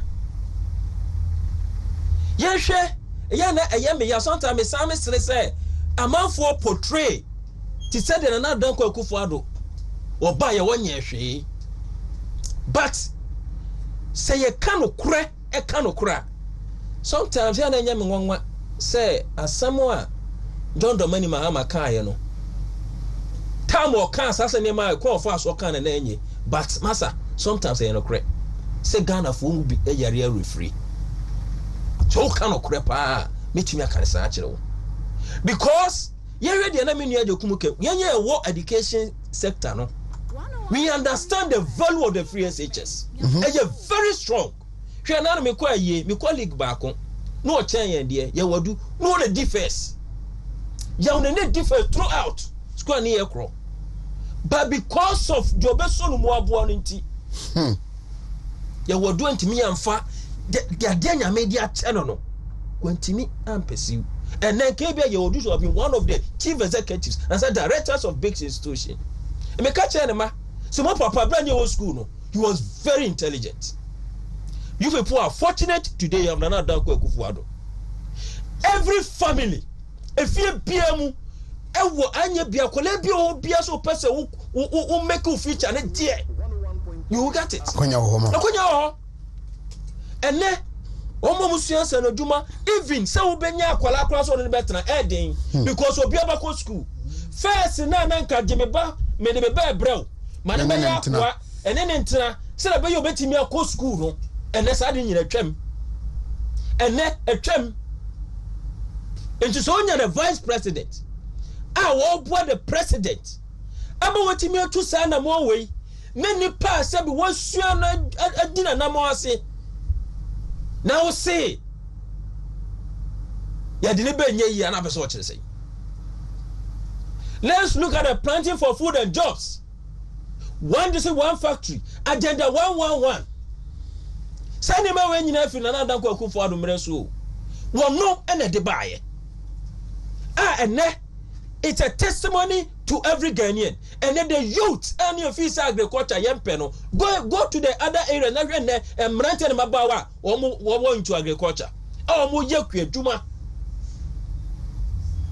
what you say ye hwe ye kekanye technology ya na se me no obi coachia program and this even coachia program ka say Dr. Muhammad Baumia running away from the economy no ma hu say nipa ko na dwini so when it comes to economy and then the largest market that you can have is a digital wave. That is it. And then the working environment, the business environment. Technology is leading. And you need to also come out with it. And I'm in say, we don't need the brick and mortar system in our education. Say the system and then because of technology, you don't need it. Now when you come to Kumateka University now, we are doing blended learning, virtual and the physical. We realize that we are challenged infrastructure. Now how do you manage it? Through digitization. Maybe my lecture, my sending the amount, me na how much? So it is a unya obi no pursue this agenda for you. Now catch them say nipa kuro no running away from the economy. It tells me I don't know what you are talking about. Okay. The mechanic say Dr. Muhammad Baumia is the future of this country. Ni best Ghana for say Mumia muana papai. Mumia tie enada NDC for ensema omoka. John Dramani Mahama. Now everything an MPP will be review. He has only 4 years, if only. NCSA Kotwaba mana. Taban will review for SHSA. I enter into other policies the government has come into play. I don't know where we are there and why. A dear bang and an away. Right. Yes, we oba Ufra Wadiasi, Utubancho on your day. Ghana for me, Tina Supreme. Good morning, Hineba. Can you please ask Chairman Kwekwe J for me if he has heard of the Ediabo in Menshanov? If yes, what is he doing to protect some of the polling station executives? Yes, so be so about the hour. Him say, "Omo ejiri go man to Abama no." Wa mom say 72 hours. I say so man fa ma okobodia. And I won't can on aka kumawu. Obi okoji disika kumawu asem no. Oh, say, Prof. No matete na so utie party ni nsem mo de ba ya. Party ni ka say abano otu no constituency. Party no if is already free baby a woko west school 50 cedis be so. Na amegwa. Party ni de mraba say mo obia enko first ke bia enko yere. Enko ma obi. Enti so fi say nipa na ekoto aba. Na we said the whole day nipa be spending the whole day at the amount. Now sebe o me nipa kro ni nsuo kakra. Sebe na o kase chenchen a wanto aba na amount enti no o ba be juice kan bi ne da compare yi. Won ka so ko jiska o so ko bodua. Ses kan nko na okwaje dia san kenya hwe. Ana onim yetu omofo. Yetu police station for no for. And this one will be a deterrent. Aba no to say oto baako. Sebe onso call ya akwaji we nipa miensa na yotu nso aba waje obi asika ozu de saba akona wo kwoto ama no what you say anti-SARS system me I don't support it. I'm against those system. So if we say me na abeto aba na mame a na so obagimi nso anu mame enye me ya. So the police station executives should also advise themselves. The mindset say a Ghana sky is never true. And you will be na brabo awabo obu awakwaje bosian, let him tell you. E tell you ntina nim so onto abana na akwaje nisika. So that system na akwaje ama obi atrosin bese me ye pulling busa be ye adwuma boss me pulling station executive member no. It's never true. It's not that's not the case. E junior media so du aba de make catch yourself for the pakuro sika koma no. So what to abana man dia. When sika koma no. And say free. Into the next time, so who call next election period. Now if you say who call Buha. And Sebe, I hope we mention of those because only 15. We told them say as constituency executives, we are not a BSc paying, and we made it clear to them. Say we are not going to go to Antoine again, maybe a Roman name apa. Mean Timon Koswaya one bound. We told them in the country Minuano. That's what you be there. Of our command as simple as ABCD. As constituency executives, we can't do anything on that. Then I say, Chairman Ernest Kwekwe, second vice chairman, mentioned North constituency. I'm not lawyer honum back now. Many medinko on a pay. My name Professor Edward Apia, on your Director General National Council for Curriculum and Assessment, Edinkomo. Among community when you say the near mass is a second colano sono. I was them a dose to do.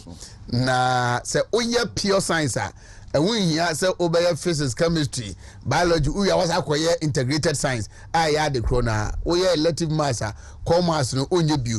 Gradually omu din komo AEB for but for 2024-2025 academic year die. Omo me pure science, integrated science, omu nye bio. Oye elective maths, commerce onye bio. Omu ye from kakra. And ye ma be na personally why so identify here say gun kwala no so a ke hu hia ne how educational reform Rufi say no we should take a second look at it. It is very important because Pankolana is burdened with so much. And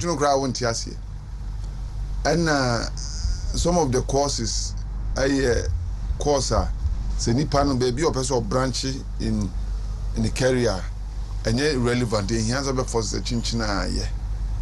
I remember say me was say to secondary school year final year na teacher be your friend no master be Mr. Okran. He was vice or assistant headmaster. He introduced us to advanced and literature and taught that a very important course we are a broad understanding or encouraging some of us no matter what you are doing yenimi enuka me attempt here I need the admas in the teacher who yinti. I'm a media. But let here apart from baby a person specialized, it's also important that we have general view about life and education. I said there was a subject in the University of Ghana, classical history and civilization. Now he lectured the shadow. He was such an uncompromising personality. Nobody wanted to pursue that course. In fact, we are classical is we see who fans shadow and that kind of thing. But growing up, especially coming into politics, I realized it is so said me to me, everybody should be made to read classical history and civilization. And Yama who say also politics in the 18th century. Most of them run a speech or mine after the coup. You read the book, we never be speech. Yes. And so there are things that you have to send your mema or you read it in classical history and civilization. Very strong men who were brought down by women. You find it there. And at the end of the day, you become wiser when you deal with those kind of subjects. What do you say? And yet too much of say what start education as a person me long one out you have a broader view about life. Probably that is why Nana or man for year all this but year progress also reduce near man client to be concentrated on what they want to do. Media my biggest difficulty is how our English language and mathematics as if that should be the basis of understanding of your IQ. I disagree. And vehemently so, because English is just a language. Who feel it? Only problem. Who feel English? Our problem. Why? Why so? Both are languages. Exactly. So if it's one language more important, look, my chance analysis are me who country are what they will be foreign language. I end this what they want to develop in the country. Look at the Asian tigers. What did they do? They use their culture, their food, and their language, and they developed. What are we doing? Yeah, probably a war sentence, and we are always lagging behind. Ghana, Jenya, Yenimbebu, Etitia Krasino, you are even better. And that is what we haven't discovered. That's what we haven't discovered. We'll be a Yetitin if you know. Or when in the school, you know, or ye be a Timmy Tumpong. And the more you are careful with that, say, when trying English a year, and then friends a pass. In your pass, because a pass got a D something. When you declare on your qualified, be a C6. I'm sure we should rethink about that because English is only a language. It doesn't show that you can read mathematics when you do English. It doesn't mean to mean chemistry. It doesn't mean to mean biology. And why should it be about to progress in education? We should really think about that and make sure, say, and mathematics, for instance, if me visual arts na se me mass mentwa na me nya D something. Why don't you allow me to go and read it? Because after all the course na me pursue and mathematics oriented. Yeah, be I mean 1+1 be out. And anything to stop him from pursuing my further education. When you say be a drop out because of that Roman school. Yeah, maybe. But these people have potentials. Look, me wa kwa bia o faili ya na ehu. E dey call KTI. Or call America call medical doctor. Hey, from KTI Kumasi to America is now a medical doctor. The opportunities are there. So I'm saying that here. Hano sa nyama dey preventing growth from moving on. Mommy anwene ho. You making sure say one passing English cry no just say we this one by we. So I'm not here school near Okrofobi. I had friends in Opoko and other schools. Now I wondered because they share our grammar name Koye. But treat them can year pan handwriting affair. People don't tell me. And I was going, why? You're doing university, they were the best students. You get the point? Meanwhile, they struggled before they passed English language. But they were the best students in the university. And their chances of Konya 7 or English. Meanwhile, he's a brilliant chap. And we are not there as a nation, we should rethink about it and make sure, say, the before coin beer, who fairly put out there, but at least something to show, say, who's English. Yeah, progressive. You'll be a better person. Whatever it is, we should make sure some moment me and pass English now. Obianya A B plus near the and English failure. No, I drop out. Because I don't know, you know. Is it not something that he has that is special? And why do you stop him? No, Obia pass English. Now when you're CCC, no when you're school. Do not A B plus now English you got in human. It doesn't make sense. And to me, if you say educational reforms now, mommy and friend don't come home. Me making sure say, and one thing is that theory is not awesome. Yeah, go school no university subjects. Yeah, time business administration, and then I shifted. Business administration they took a few students. Now humanities, you know, and yeah, then meanwhile, at that present time, no, the most relevant courses were the business administration. And why do you give the humanities, which is not relevant for the period, you know, to many people, and give a few people the relevant courses? Does it make sense? What are you trying to do? That those who learn should be special? It's not true. Exams does not determine how brilliant a student is. It's never correct. Until courses if it's relevant, you know, more of the students. Not if he say a general and relevant for the times. First, not history. Professor Dubois Himo time. Classical history, those were the subjects.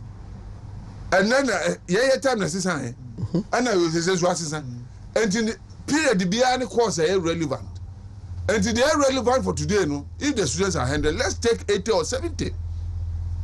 Then the rest near Chaguso, so that we will get them to be relevant to the system, to the country, and to the economy. Near Timikra export to Biko. Send the export to NSCC. To back door. Near export to, at the end of the day, they will bring income to the country. Send NSCC doors to Biko Ibika. Omokolom Koya. They repatriate some of their money back to the country. Now economy grow. Where Asia for India for yes, now Americans need one power. For areas, mathematics and others no me good, no. I may call lab or Western Massachusetts. Then these people, all of them are Asians. I can't pour more laboratories or whatever me research. 90% were Asians. It means that they came from Asia because of their specialty. America is using them. At the end of the day, whatever inventions they make is labeled America. Almost then you are not the big back to Asia where they also implement it and become a strong nation as they are doing today.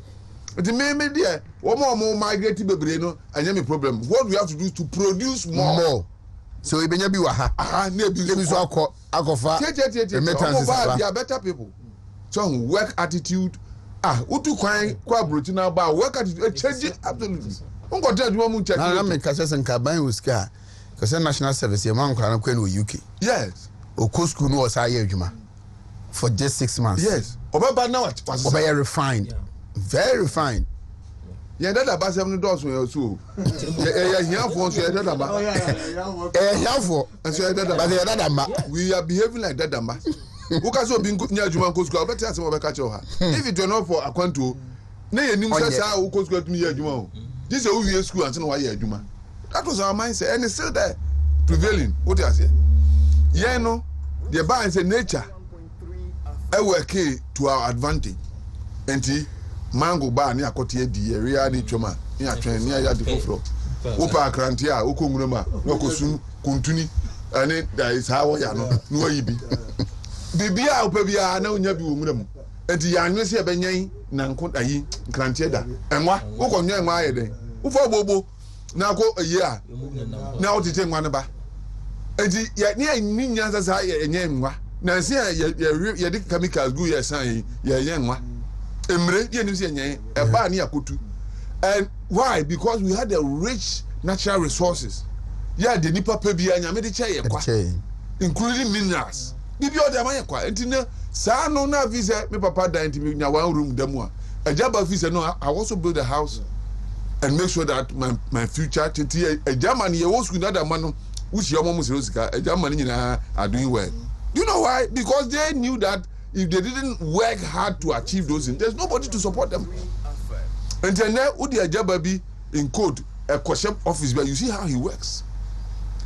And that theory you will not be taught in school. But it's a practical reality that all of us will have to understand. And only Sikabebrea also ma yam shishi ma 1 to 2 million. And that's ube da wa umrem no betwo ani abahwe achi no na o man I vagabonds entina skafo bebre wu anom sika na san ya enti ase enti that ya say be the best curriculum ni aye wi ase 7 ni achiro school and so here because we need to understand all these things if you na kire your culture na edidi agro no ya maame mo ya nana mo omo de saa ayi no ase emu ofie ni abebuo u kan ba wo say oba oja awade no Odua banjia, Otubanji unia. Look at how philosophical it is, and it makes sense. Yeah, culture and your studies is handy. Yeah, no, we have embedded it. Me international schools all my life. Ubu ba so onumafu. Yes, we dey crossing the bayou. What you say? Oti akwa bi ba school. And ewie me o say you may kusukuku.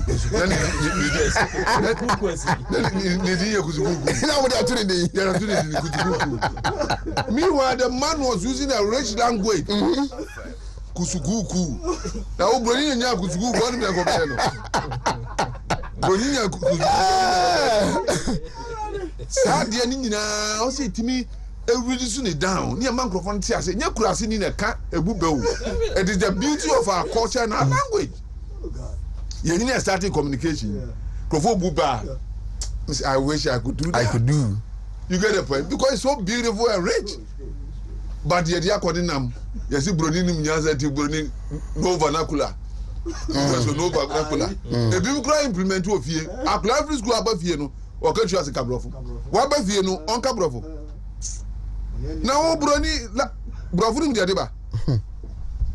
Every language, so say. Ubi yewo kasabi ese enumja kasabi so ehunahuna kasabi ye patapa it follows languages and the English language no dey make can open but English ya won susu so and your bafia mani kan twi okosu mani kan brofo obawie no akombine two no okay what ba Wontumi ntro sebe won there are many of them there Ghana me ko school ya kire mi twi nyini ya me ko national service na akwa bi di twi question bana me hwe manim hwe teacher ni ubeti bakaza Wontumi answer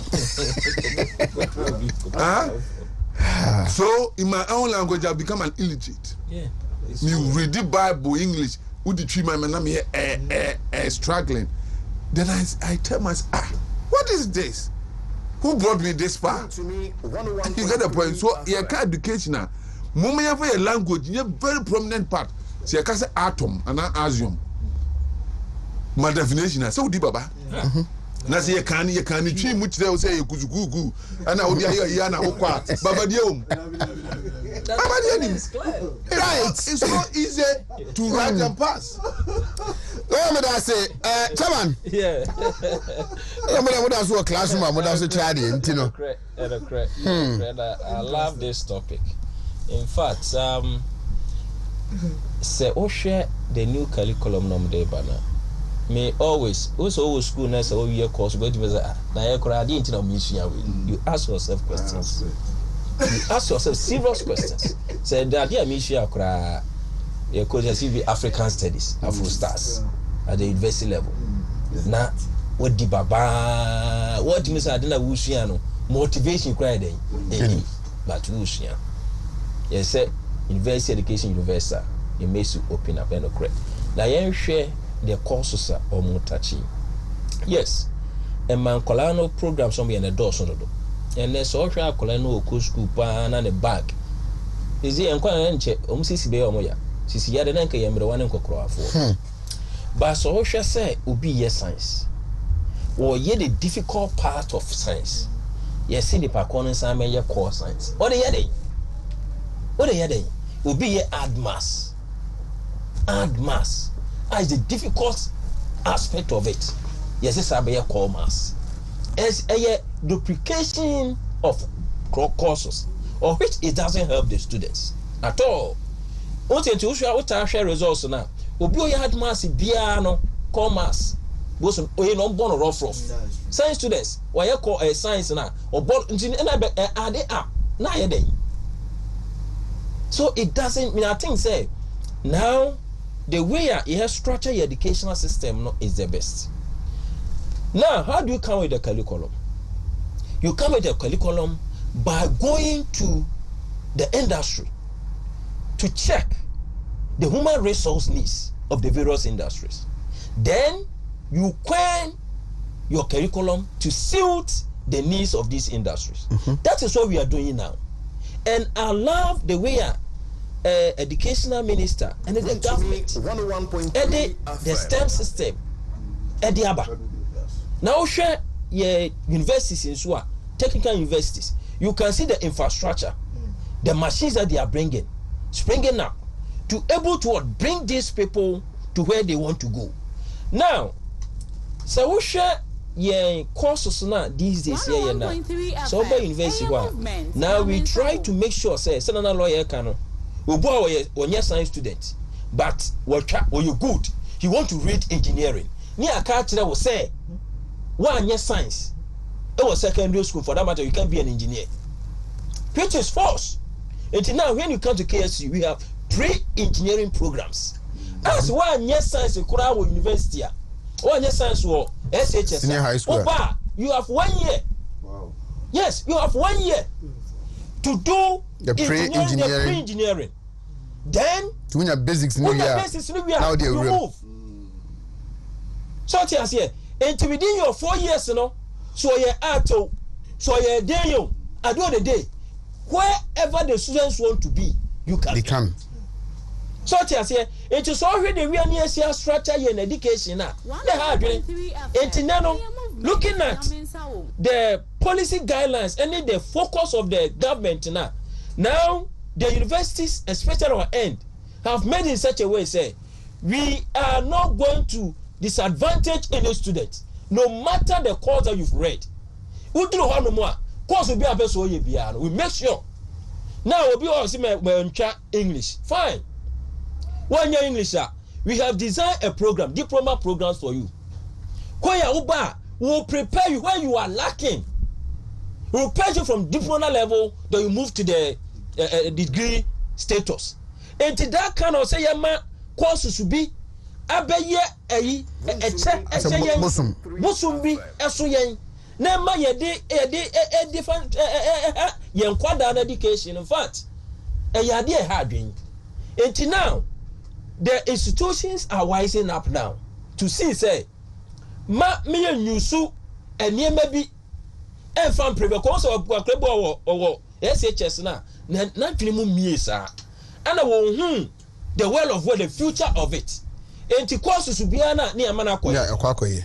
But also won you know now we develop interest and education move with the students interest baby ni pa ko interest wo no se o de ne kwoto ho a eno nko ne kwan fa so a osua de ne tentem no oti ase so I think say the changes are made by no looking at the changing environment in the educational setup and then when you go to these industries and making sure say we toe the line and then na san niema na ye the first ne obi o hono mo a obeye course we be at the day kura no na ade kura on fanya hwe it doesn't make sense and then ya na Martin be ka say omo kosu amanone no course sesen no omo ye course sesen esinipa ko Ghana ha yeso abon eye den no obi wie SHS ahawanya medical school anko because of the passes no akọ China wakọ these Asian countries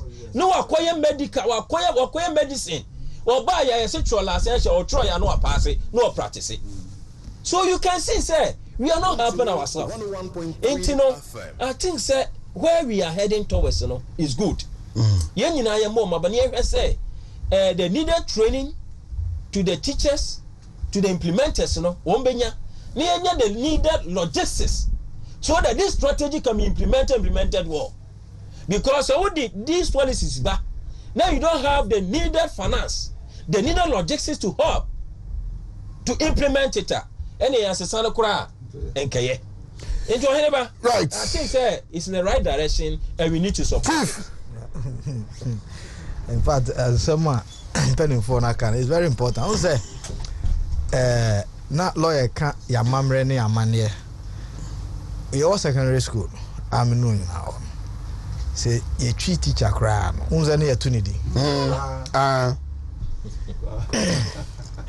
oko make you pronouncement the word bi ne modu ne di atu ne di na unti twi a obeda ate brofo wa okro mu kasa no wo so unti obi de obeda ate enti say ye hu mistakes ayaye ye nkofa na na lawyer ka ho asem because na obo hu pani a na afei na o try ne ma bi kwa na ne ba na ekire ne twi ne ba ana be ma na o kire no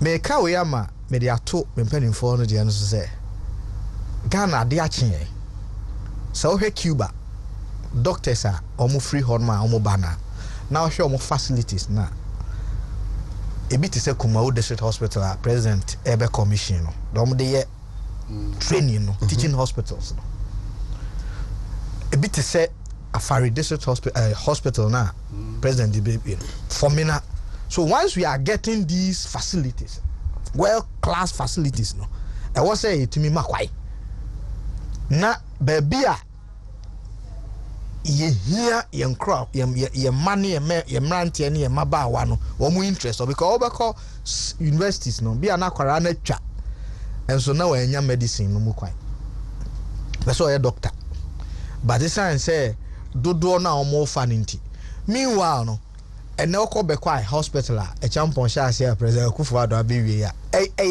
it is fit for purpose of the teaching hospital because omo Cuba no eba no na wo hwe documentary ni ade na omo hospitals no enye huhu sa and with technology ye dey but that digitalization obitimi esua enya transfer of knowledge free ada ayino eni kwan say ye so stereotypes say ye bechichire ye ho ana omo a oman ni hia omo dodo no na ase ye muamu aso na omo ho chire omo ye ma doctors and ye pie doctors no dodo and now that ukopa akohwe agenda 111 facility wo do akọ na wo be wie no because practical benya no na say work class facility bi ni on teaching hospital Konfanoche na sunwane na nse na mate se sunwane so ni Cape Coast but e bi wo hono mo a ye betumi enti ye mfa nhye trim because eno so boa because akora no person o medicine utie de lawyer kan ya akora ono akọ KTI ya abrantie wo se okopi amanone no o medical doctor so enti ye onkofo bebre a mu hia sa opportunity na emom sa bre ya ade a chien ya yɛtumi anya saa facilities no bi no yɛ upgrade no yɛ upgraded dada no nso so no yɛnhwɛ no yɛn link up with the universities no na ɔmo mfa mmeranteɛ ne mmabaawa no dodo na ɔmo ntumi meet our needs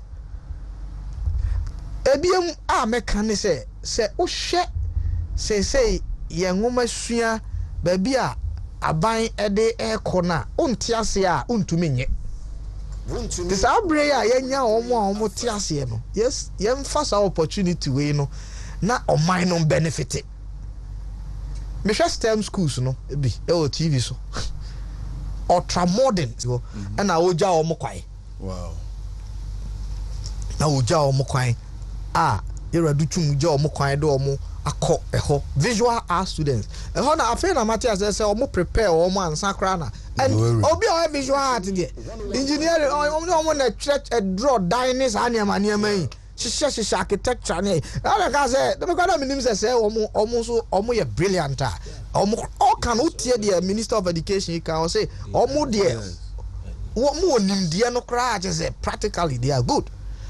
Nesu so no nanke eja omo na isusu se oye wa unim e general has one visual has one there high school there mazi high no we general na visual school won ka ho ujele obeja ye won ka school there be this agriculture minim sese eno so o hwe ba bi aga na ye koidi a agric no ase unim se ba afom eba fomo ubeko secondary school agric students no Africa do be ambeso be choose that subject no I say mainstay of the economy exactly and it looks like say yeah sure ho no a dey technology account na metie vice president how ye dey they say also move the artificial intelligence and niema ye dey be kan ye niema ye ho na tumi ama yet to me a produce more, yet to me a processing more, near to me a this is where we are going as a country. And I didn't so na ejina foundation. No cross on say a crave engineer, obey doctor, obey professional teacher. Now the there is not there. Makako cannot be there. Says he can't wa ma meno ebe to me.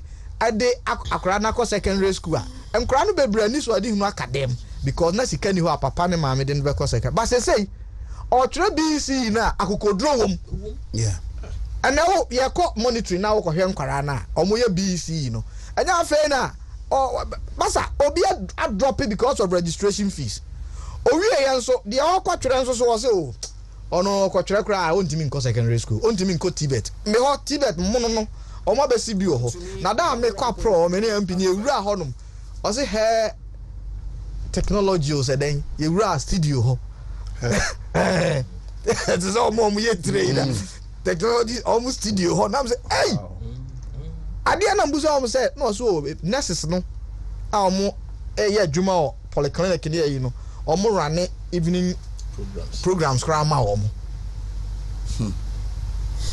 we round studio ho ko hwe ye say na say enti no so omo so asua IT ye no a omo ye masters no so ba beje ndie ne ntete ho no enso ho no ana nkara no bia TVET for na bi so course a omo ye no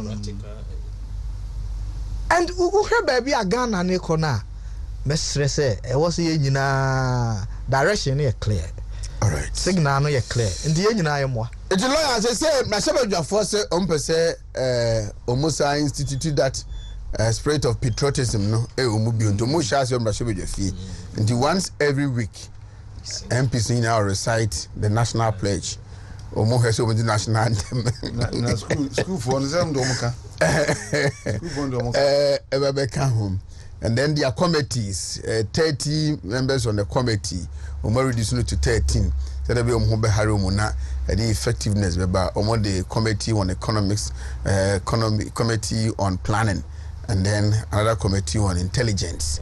And also no more day, but they are seeking say the 9th parliament, will be more effective than the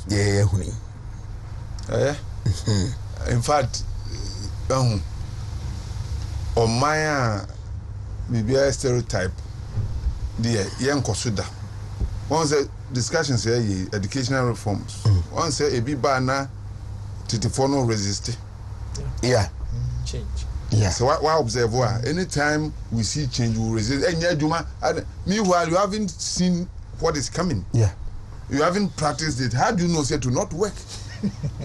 And the moment you develop that spirit, you know, Parliament cannot be what it is, because if you ask me whether our Parliament has been perfect, I'll tell you no. In fact, this Parliament, I had several issues with them, especially relative to the kind of laws I'm passing. There was signs he said almost shut down tenacity share and many years no passing. Once what back when me can once empire COVID and many a year during lockdown. This was a law. 10-12. Also here punish you more. District course no course within the community you should almost pass punishment not exceed the jurisdiction of the district court. How could you make such laws? In fact, to me, they were temporary laws. Now, expect to say, court a bedi a circuit course. The actual year, a group of they do track a mobile. Because this court had up to 2 years. The sentence was beyond. I know I trust the committee and said that Nasi, no implement here will be the buy. So many will be financing by international community transit draw no gene fee, no the buy. They will not look at it. Bill on the choir, I love the choir present on saying. If you think that if you send come make give you no thought to come to back. No, they rush through it because some NGO is lobbying and Fanko. Who before we were by Parliament, who's be you? I said, okay. Look, before now, look, my make control. There are groups are almost lobby to have witchcraft meetings in the country to make it legal near the day. The same applies to same-sex marriage and other things. So they do it open. Yes, it is happening elsewhere. And you know, if there were no witchcrafts, why are the people in the development having witchcraft meetings and other things? And if it is specific to say abuse now, let's deal with it. Yes. Those camps, witchcraft camps, you know, let's deal specifically with the issue. Don't generalize it as if say the thing is not there. What do I say? Death sentence. How relevant is that? From Titimre and the it was to serve as a deterrent, even though the president don't sign it. People are scared. So they will not do it. It is important. Don't let anybody tell his human right. Human right means wakokobi. I don't say human right. Now you say human right. What is human right about that? Yes, the same-sex marriage is a human right. A back a credit bar if it is upeso kunipa cry wow right send your war no person na kunipa de mankuno. These are things that we have to use our culture and our background to say no. That's right. And as I always say, the original man was a black man. Adam is reddish. That is the meaning of it. The white man came after when the angels fell in love with those fair women. That's when the white man came. The white man is not an original man. And your values, Nico, your momo nanino. Your momo nanino. Man was originally created as a moral being. Thou shalt not. Witchcraft and science was introduced by these angels. And we'll take time to look at that. So, your values, your as human being. Let us not sell it. Because Bronim enya ye aba no obehia busuafo bronim onyasenka obia wu ne se obuna ne soa ne obia behia no madi nkomo. What is the cause of death power you develop well? Loneliness, yeah. Panic kunipa, stress. In our system and our culture you cannot be lonely. Dabe and decided let's take it away from them. Yes, and grow for you more any passing. No matter the propaganda near to your family system, yes, son. Obi wa rose bi ni abusuan bion. Who are you? Who's trying to so you na share. Let us be careful. Let's preserve it and move on. That's right. Now, let's have a friend of Kambu. Yeah. Not your philosophy. Yeah. Na yes, sir, your education system or can be. Or say, I have been around the world. Ghanaian students will be free or not even one. The man who's one perform. And let us be careful tampering with our education, because the system is former a bit maturity, a bit now you break. That was an American woman. Yeah. What do you say? I will not call education system. No, who didn't Ghana for our sir? They are doing well. They compete very well outside when they go outside. South technology, Ghanaians scientific, make it break from doors, but the system will not allow them to obey. And please, we have something to preserve. Let's preserve what we have. Those good ones, no. Now, Parliament is so they need to be told. Governor that Emra Shisha. Emra be banners and near coach and far. Munka said that be bold and speak. This partisan thing and proportionship, you should be able to sit up and say, Musha ye, where the son and ye, because that is us. This is our being. Let us not change it. Look at matrimonial issues now. Divorce also. Do you know why? We are picking the laws from outside. And implementing it here. So Ghana Niba, so Nimsa Sanity no Benya Japadia Obefi. Because Abruti Ukoko Arepe, Uyajuma. Virtually the working woman even doesn't contribute anything. So Anangari. Baby. The working woman virtually doesn't contribute anything. It is the man. That we have not changed by law. But yet the benefit we are changing is Obani might be Biayepe. Is it possible? Is it wise? It is not wise. You can't do that because it's not the same. Broni, udi Broni back out. That's all bar what time Bruchi court. Movie out. But so is that with us? No. Have you changed that by law? No. So how are we changing the final? And Parliament, any judges no court right. You can never be a white chairman. I'm sorry. And a lawyer educated. Very. That's a nice experience. Now, with the almost new, orders nom de bano. I think so. Almost say they will check records, attendance before they proceed, and I think say is the best. Now, who say you can't? Adeba Kwana me hear my man so muka was how the members of parliament vote on issues of the feel. Okay. The ABR in Shaso MP. Asem we de ba amrashe be fie ye to ho aba no. Na na dwenche ni oto aba no ko sei. Dome kwa benya MP say no oto no na dwenche ni. So that sa whip system na ade ne say ye say nyo say fi me party ho na eba say fi me yo chobo ye no bi ade akiri. And the day you see voting is secret. Voting is secret say. We have ye na so mo kon represent ye. Yeah. Enti okwa no ode ye ade net ho. Anazo ode ono ana dwene. Eneti ho. And the personal if indeed they are representing us. That's a way. You want to where you try something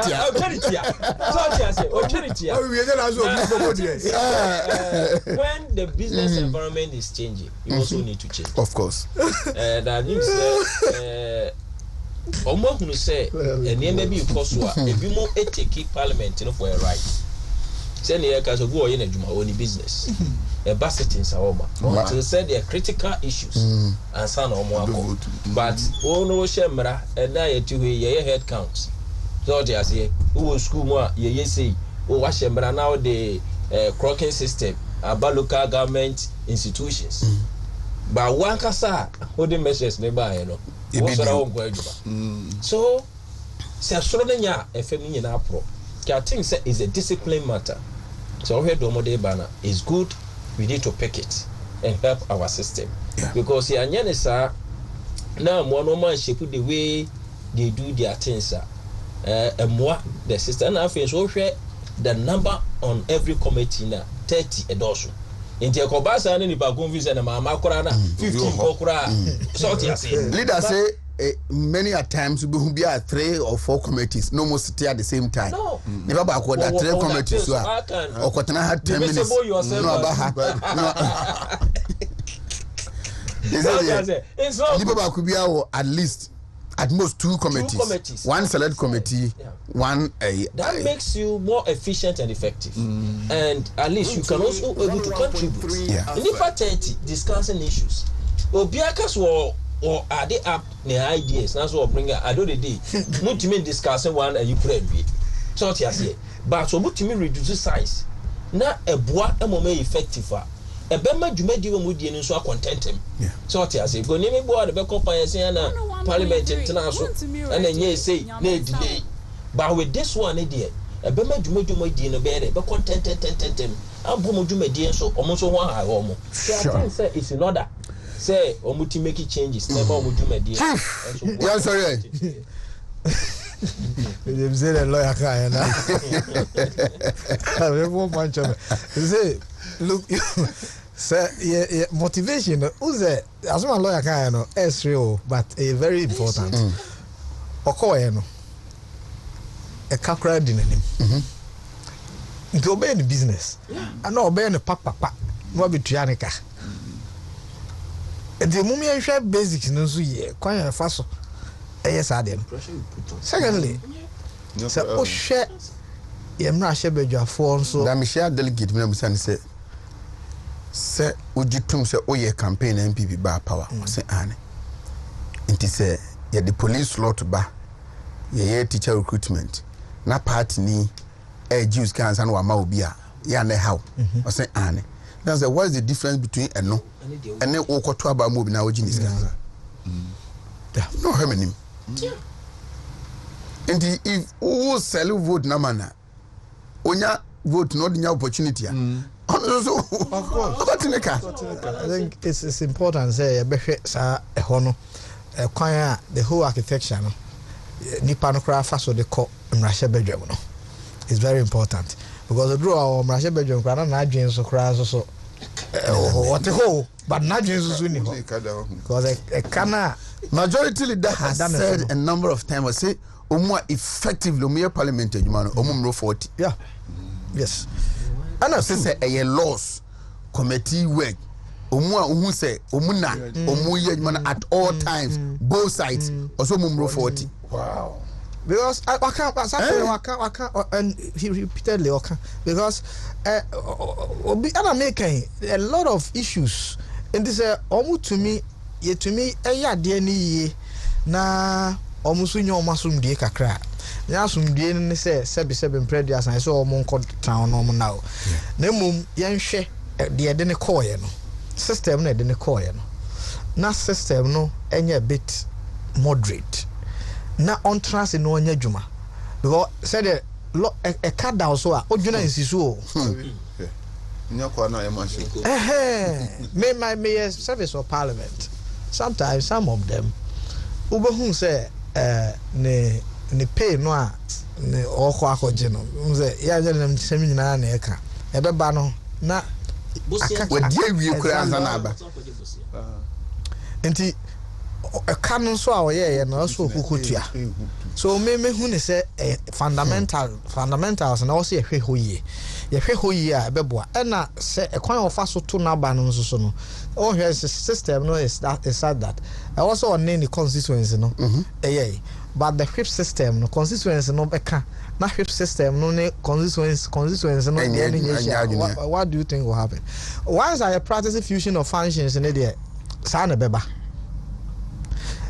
lastly meka say yemfa technology so enka omunyuma omoye ho because the drew baby so a mas o share there to ye maame adwo asafo right Drew baby na se nipa no oni chamber ho no mo a lawyer don't you think say and with the advent of technology won't you participate me